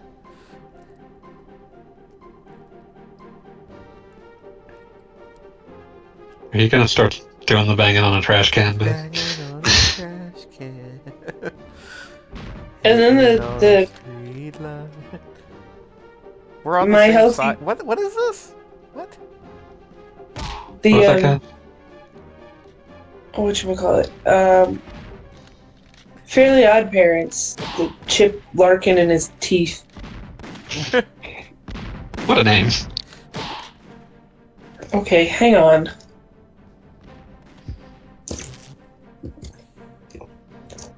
I've read write-ups about the Fairy Odd Parents. I only ever randomly caught episodes of it, but I understand it has like a precipitous fall in quality toward the end.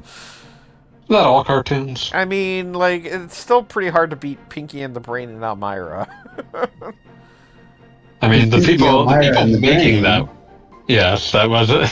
The proper name is Pinky, Elmira, and the Brain. Also, they complained about it in the theme song. Yes, I mean, that's the thing. What the network wants, why bother to complain?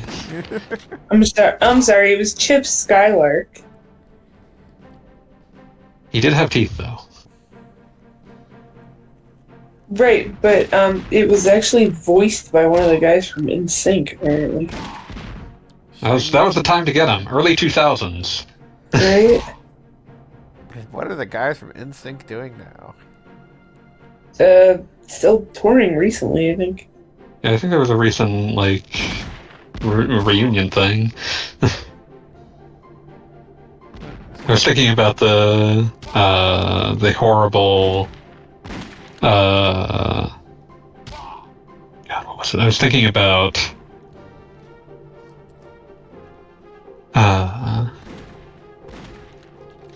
the horrible theme song that was, put along with the live action Inspector Gadget made by a no-name boy band of the era that lives in my brain for both its censored and uncensored versions. Yes, it had both of those. Oh, really? How censored did freaking Okay. That was the well, I guess there was only one live action Inspector Gadget, wasn't there? There were two. There were two. Yeah, because the first Yeah. they had a different actor in each, right? Yeah, the second one's French Stewart. Really? Yep. I don't think I heard of that. That's So, right, everybody. the- French Stewart, household name. So Well, there's he was during his Rock from the Sun. He's wasn't he? unique enough to be a household name. And face. Third rock for this song. Whenever I think of French Stewart, I end up thinking of the fucking joke on Community of having French Stewart play a French Stewart impersonator.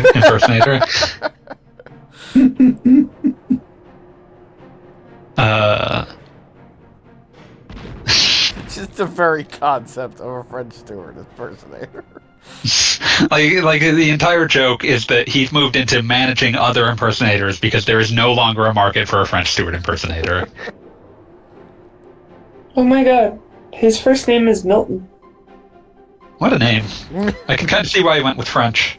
Well, his last name was hyphenated. French Stewart. I can kind of see why he dropped Milton. Okay, so I've looked at... The song was called I'll Be Your Everything. It was made by a relatively forgotten boy band named Youngstown.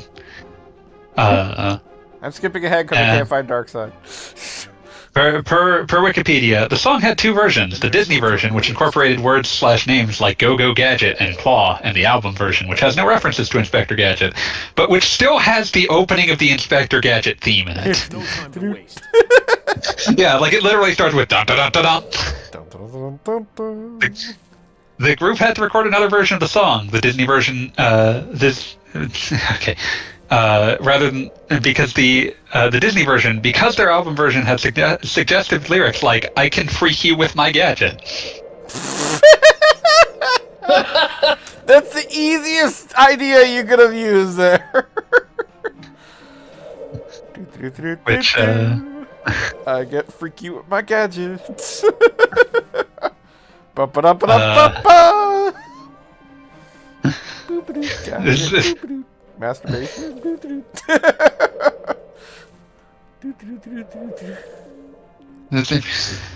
I'm just like lost in the notion of hearing like the start of the Inspector Gadget theme and also hearing the phrase "We can do it automatic. I can freak you with my gadget."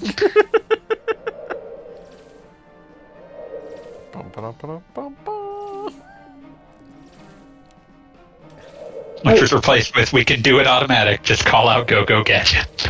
Which might actually be worse. Yeah, wait, what? Because I know what I'm going to say during sex next time.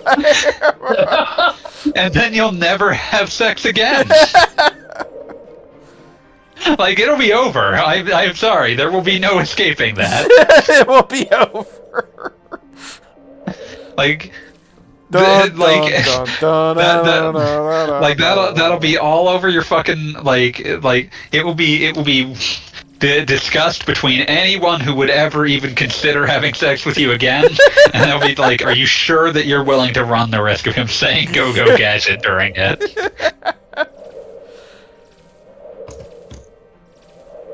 Bum-ba-dum-ba-dum-bum-bum. It's even worse if you're doing the fucking voice. Go Gadget.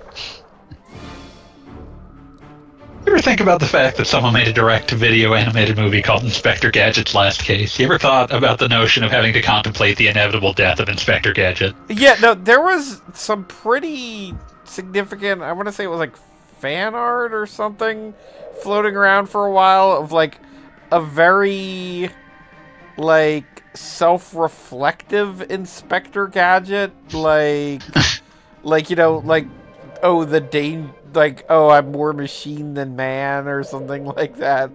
And it was just like, I get what they were going for, and I saw a lot of people passing around like, oh, like, I mean, I'm talking about like this was probably like the live journal days, but regardless. I think I remember what image you're talking about. Yeah. Like, I if think you were around at that time, you probably saw it and thought, oh, okay. But a lot of people, I feel like, went with it and, like, kind of based their personalities off of it. One of the most awful things I've ever done to a group of strangers was so me and Beat will Go occasionally Gadget reference. Extendo Dick! I appreciate that there's a list. There isn't a list. This is just what I would say exists as like this was cruel for no real reason. So there was so me and Beat will occasionally reference like Outer Heaven, the thing where a bunch of us watch like shitty TV shows and movies on Saturdays. At one point, I got in the ear of the guy running that, and like he was going to show RoboCop. He had that on the schedule, and I was like, live action Inspector Gadget and RoboCop have exactly the same origin. Oh no. And so he left RoboCop on the schedule, but he just showed Inspector Gadget. Oh no. I don't remember that. This was like 2013 or something. My memory's not what it used to be. I don't blame you, but yeah, that was to me that was incredibly funny. It's an awful thing to do to someone who's expecting to get to watch RoboCop, and it We started eventually did watch RoboCop. We did. We've watched it many times, in many permutations. Inspector Gadget is just an alternate dimension RoboCop. But yeah, and help give rise to give voice to a horrible tradition of saying you're going to show something on Outer Heaven and then showing something that is related only in the most tenuous fashion you can imagine. But it's like the Statue of Liberty in a Kelly comic. You can't overuse it. Yeah, you have to. Most of the time, you should be showing what you say you're showing, so that when it turns out to be something else, someone can feel pissed off about it.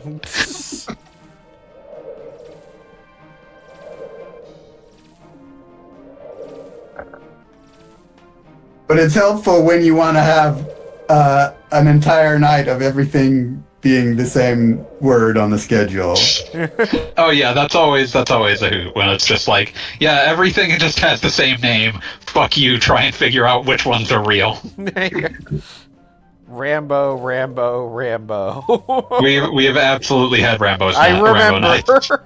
Oh, you were there for that. I think Thank I was God. there for that. Yeah, I unfortunately, given the timing, I'm very rarely available for Outer Heaven, but there have been occasions. Like I was still disappointed by the time that, since I was stuck in an airport, I could not participate in Digimon the movie night. Oh, I was so happy because, like, at the end of Digimon the movie, a bunch of people accused me of having edited All-Star into the ending. Digimon the movie is a weirdly emblematic movie of its time. Like, it was when Right around the point where it starts playing the Rockefeller skank. yeah, it's got like a really good soundtrack, kinda. Like a really good soundtrack. Listen, I will stump for any soundtrack that has all my friends are metalheads. It's got a really good soundtrack, although not in any way appropriate. It is an anime that American producers did not have any confidence in, so they randomly stitched it together. Like, it was a case of like they had three things that were like movies in Japan, but movies in Japan can be 30 minutes. yes, and They're also usually like part of a double feature when they're like that. Usually. and But just I think that the other half of like the double some sort of features for the Digimon continuity movies weren't Digimon movies. with what Right, they're they were like showing Kitty is or also something. insane. Hmm. This is Also 5 minutes long. Also, I think the last one's like 10 minutes. God damn.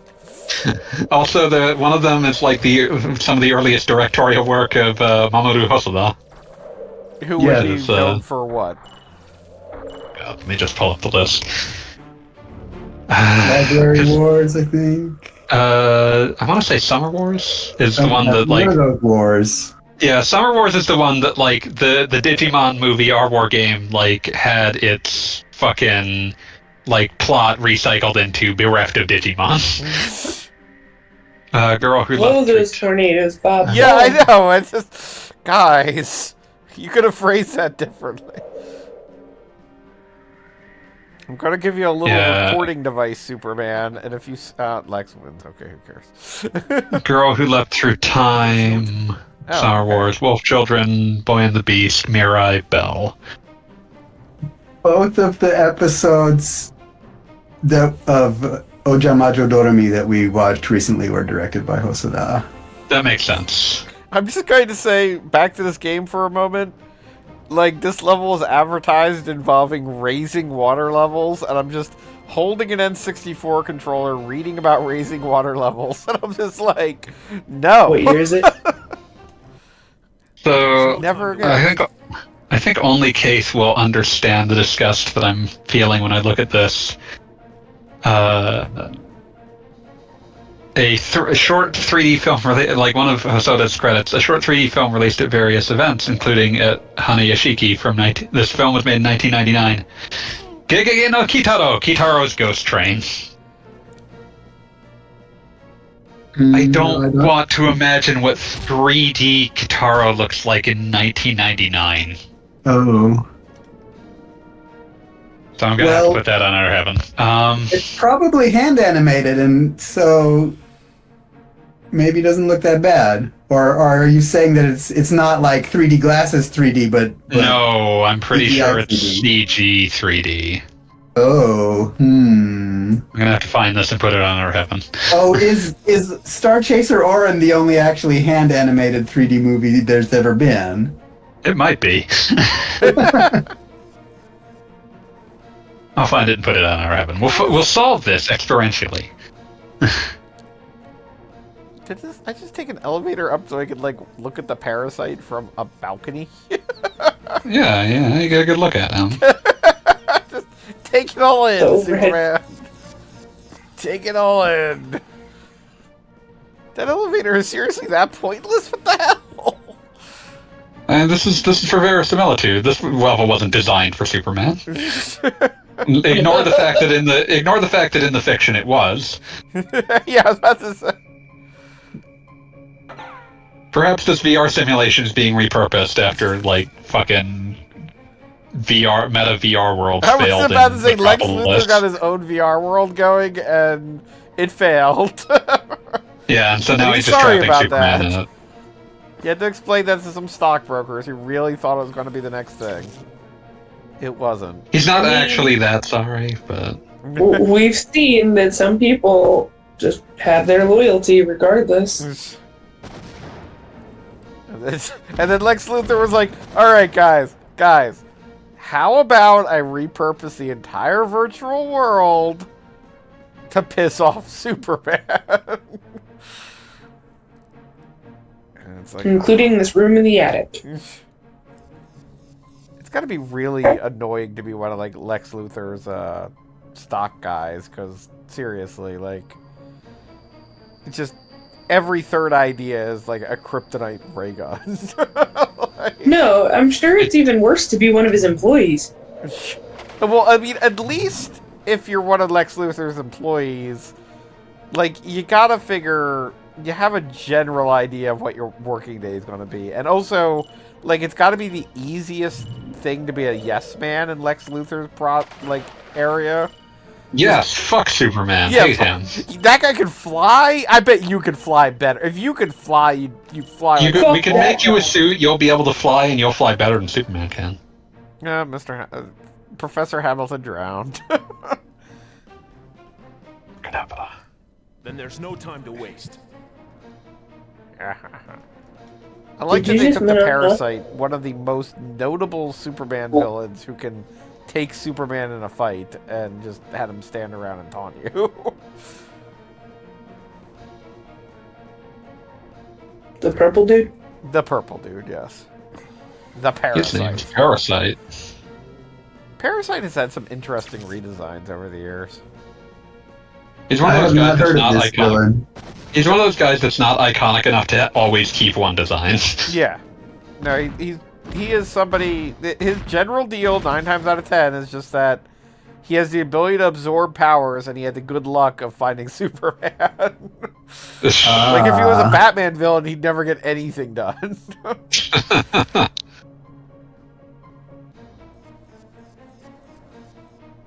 But, like, they literally, like, made him Godzilla in the recent, like, Avatar Superman cartoon.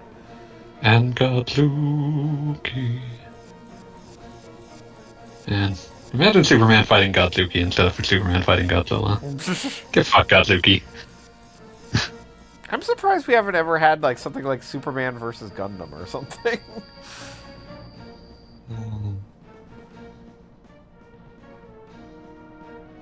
Listen, Has Gundams get Superman destroyed ever all the even time met in Astro Gundam. Boy? Boy bombs. Maybe in the Lemon Demon song. Hey guys, guess what? We found I a new villain or something to punch. There's some sort of crab monster down here. They're dancing. Let them be. Yeah, I don't know why I don't like these crab monsters, but they gotta go.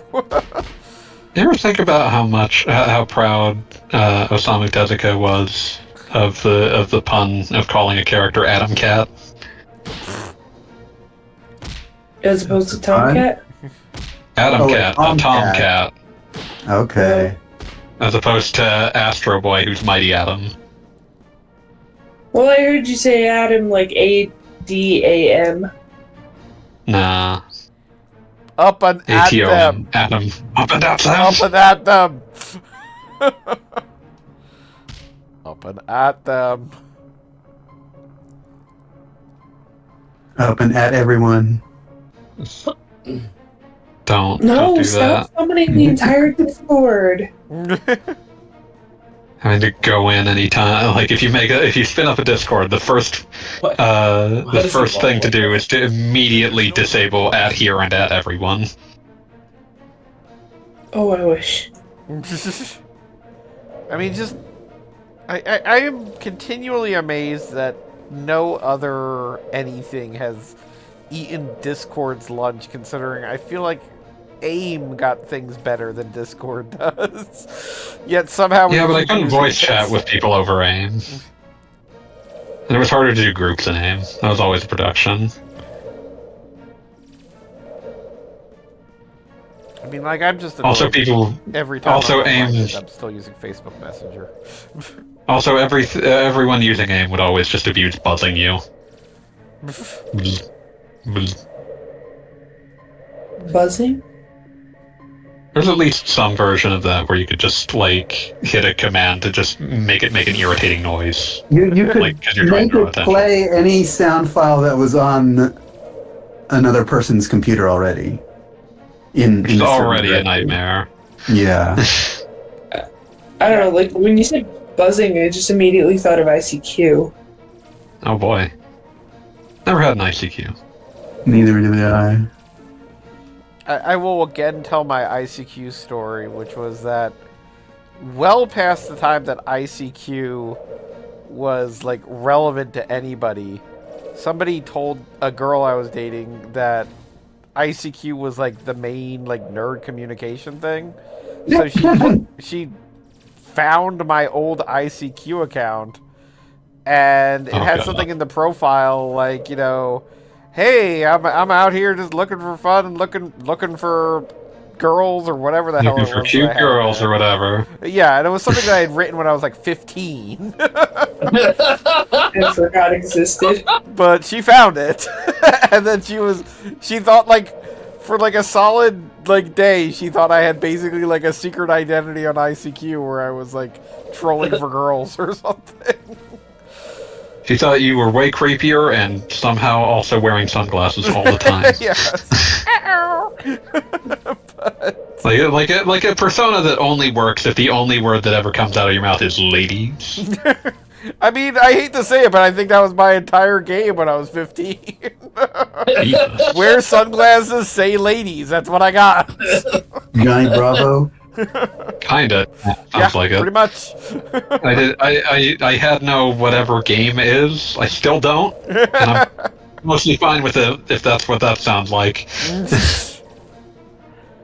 You need to put your hair into a perfect like surfboard look, and you know, wear your sunglasses.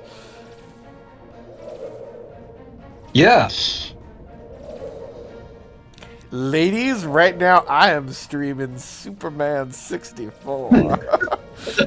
And we're talking about the sexy implications of Inspector Gadget theme songs. Do, do, do, do, do. Do it automatic. I just call that go gadget. Do, do, do, do, do.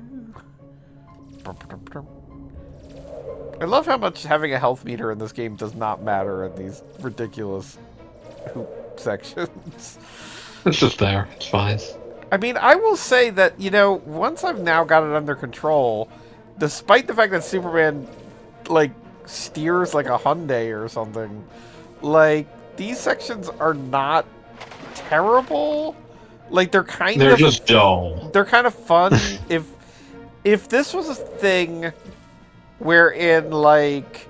If this was a side mission in an open world. Yeah, like not even necessarily even a side mission. If you want to make it a main mission, just drop the timer, and then after I complete it, give me, like, gold, silver, or whatever for how well I did it. A score, yeah. Yeah, just give me a score, as opposed to, if you miss it by a second, you have to do it all over again. Eventually it showed mercy. I'm pretty sure if I sat down with somebody to, like, hack Superman 64 and make a good game out of it, I think it's possible. Lex wins. There's stuff in here that could have happened. Oh, I this just could have accidentally been hit something. start to quit, which takes me back to the beginning. So can I just immediately skip forward, or just... Because I put in that code before. Yeah, no, I know, Lex. You kidnapped all these guys. I know. Then there's no cool. time. Then there's no time to waste. Yeah. Is that like the one clip they had? This looks like it. I'm pretty sure, yeah. There was an N64 cartridge. They couldn't be sparing that much. They could put the entire Clay Fighter theme song on there. One time when we watched the original Inspector Gadget on Outer Heaven, I noticed how much I liked the Penny theme song. That's good. So I went to look it up and found out that her name is Sophie in the French version. Yep. There's a lot of Inspector Gadget continuation cartoons that no one in our generation has ever heard of. Wait, why the name change, though? Like, what's the relevance of Sophie versus Penny? Then there's no... People make name changes in dubs for reasons that don't always make sense. Okay, fair. Well, Sophie makes sense because she's smart. Oh. This looks like a job for Superman. Okay, I used the level cheat to get me back to where we were, so now we can Nice fight. job fucking up, jackass. Now we can fight Lex. Dude, the fact that... I mean, this was save based on your freaking N64 controller pack, because of course it was. And You the know fact on that a controller just, pack, listen. like, hit literally the wrong button, and without even so much as, like, a start or select, or, are you sure you want to quit, it takes you back to the title screen. I had a third-party controller pack, which had like a button to switch between multiple instances of a single controller pack, but it was somewhat unreliable. Yeah, I definitely had one that it was a foursome. Like, there were 4 different packs. Crazy? Technically, Yeah, I love right. Superman getting hit by a train. It's my favorite thing. But literally one of them died. So like you could never select like number 3, and there was just no way to reformat it or do anything with it. That sounds familiar. We might have had the same one. Yeah, no, it probably was a very popular way for it to fail. Like, I had a weirdly reliable third-party one that was like a combination 2 controller packs and a rumble pack. yeah, it is amazing. The Dreamcast controller, of course, compensated for this. But it is amazing how many N64 games they, honest to God, expected you to, like, alternate between a memory card and a rumble pack, like, every level. The only game I actually remember using the memory pack for was Castlevania 64.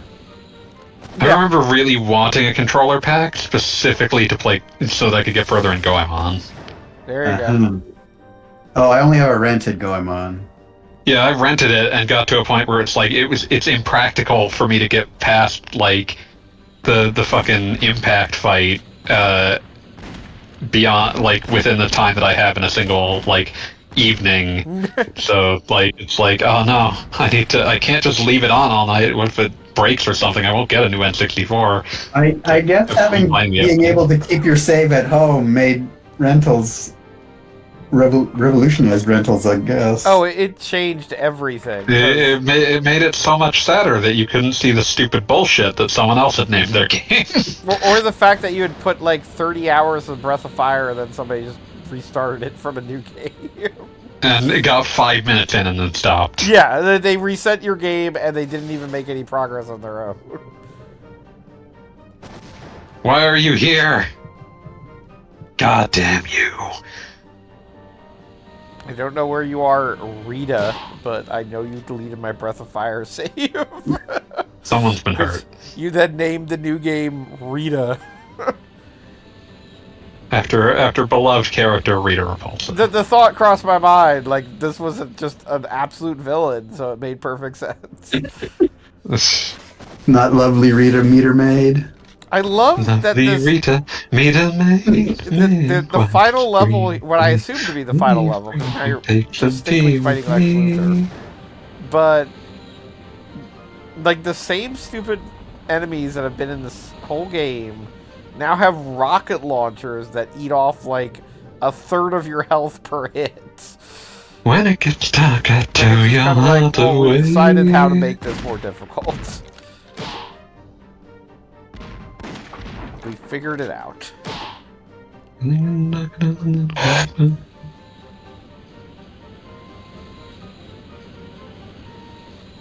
I forgot what direction I was going. God damn it. Lovely Rita, Rita May. Lovely Rita, Rita May. Oh no, wait, I'm doing it wrong. Oh, avoid the noise? Plan that next? No, Superman, pay attention. We should do a series on games that are advertisements for something terrible. I mean, I have been looking for an excuse to play Cool Spot forever, so... Well, then you'd have to play all 3 cool spots. There was more than one of them? 7-Up is terrible. Yeah, I'm mostly joking when I say things that are terrible. I just mean advertisement games. Oh, okay. Sneak King, Cool Spot, Spot Goes to Hollywood, Fido Dido. What's Fido Dido? Fido Dido was technically it was like you can get in the sense of like if you ever saw the really early like Earnest ads where it's like, oh, he's just advertising for whatever, but in Europe Fido Dido was a 7-Up mascot. Oh. Just advertising for whatever. Yeah, like if you yeah, as opposed to the Cool Spot. If you look up like the whenever I think of like weird this phenomenon of like this advertising like brand mascot for hire, I think of Ernest, just by virtue of like you look up like ads of Jim Varney hawking just whatever, just dozens of unrelated products, because it's just like, yeah, like Ernest is just a guy who is an advertising mascot for hire. I mean, I feel like it's something that you'd think you'd see more, but isn't all that common. A big company. I thought Ernest was loyal to the used car sales next You to fool. White City. But yeah, like I think that the issue is that if you're a large enough company, you want to own the mascot, you want to own the branding. Because inevitably you run into the issue of, if you're a large enough company and you just end your contract with Ernest, someone else might pick him up just as a fuck you.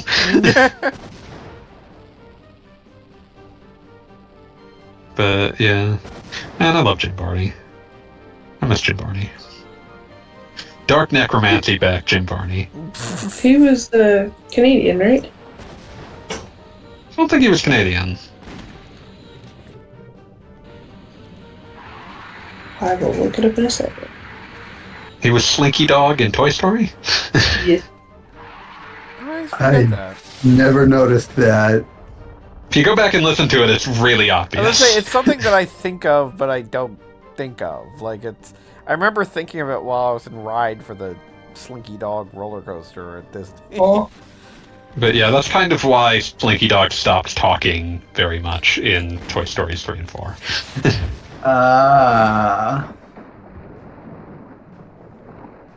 Kentucky. Yeah, he has extreme Kentucky energy. Yeah, Lexington, Kentucky is died in Tennessee. Yep. Cigarettes got him. Okay, so they blew up a subway tunnel. Alright. That's a choice. Superman wins. Like...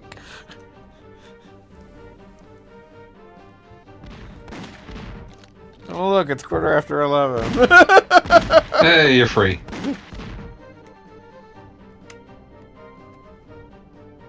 Superman.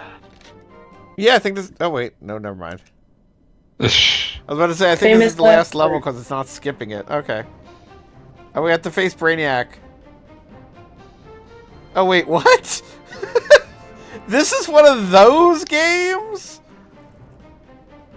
You've destroyed all the enemies in this town, but you have to face Brainiac in the hard skill level to bring back your friends to the real world. Damn. Yeah, it's one of those games. You have to replay through the whole game on hard mode. Wow, I did not miss that. Lex wins! There isn't even technically a hard mode, it's called Superman mode. If you're ready to actually be Superman. What is biography? Is this just the credits? Or do they give you like Yeah, a... probably. The gallery. No, they give you a rundown of who Superman is. The last son of Krypton.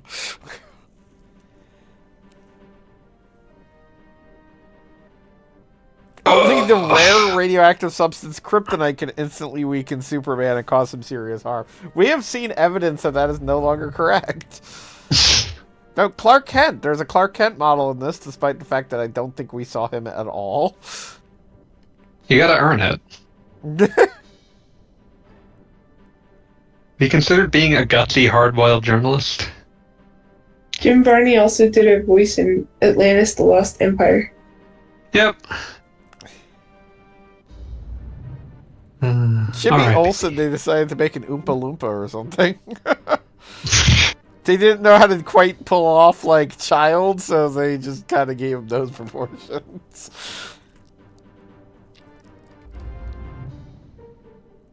He was apparently in one of the Three Ninjas movies. Was That he the makes sense villain? to me. I don't know.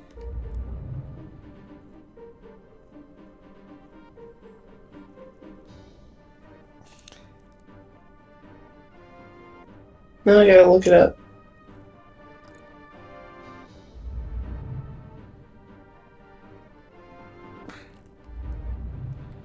That's a shame. They give you a rundown of, like, the characters, but not, like, the villains. Just one Lex Luthor. Well, okay, this has been Superman 64. I can safely say this game kind of sucks. But it's also way funnier than the other ones, I so don't I think it's a think victory. it is impossible that this game could have been decent. It's just, it needed, like, 6 different things. Not Oh, the hell least- yeah. Jim Varney appeared in 6 episodes of Pink Lady and Jeff. Well, that makes perfect sense. I understand that. I will not be elaborating. No further questions. Yeah, no, they built this whole silly level thing. The whole city here, and, like... Yeah, like I It's said, I kinda think neat. they intended to make an open world game. And, like, the draw distance is absolute crap. Like... Because they were working on an N64. Right. Like, you can barely see where you're going. Lex wins.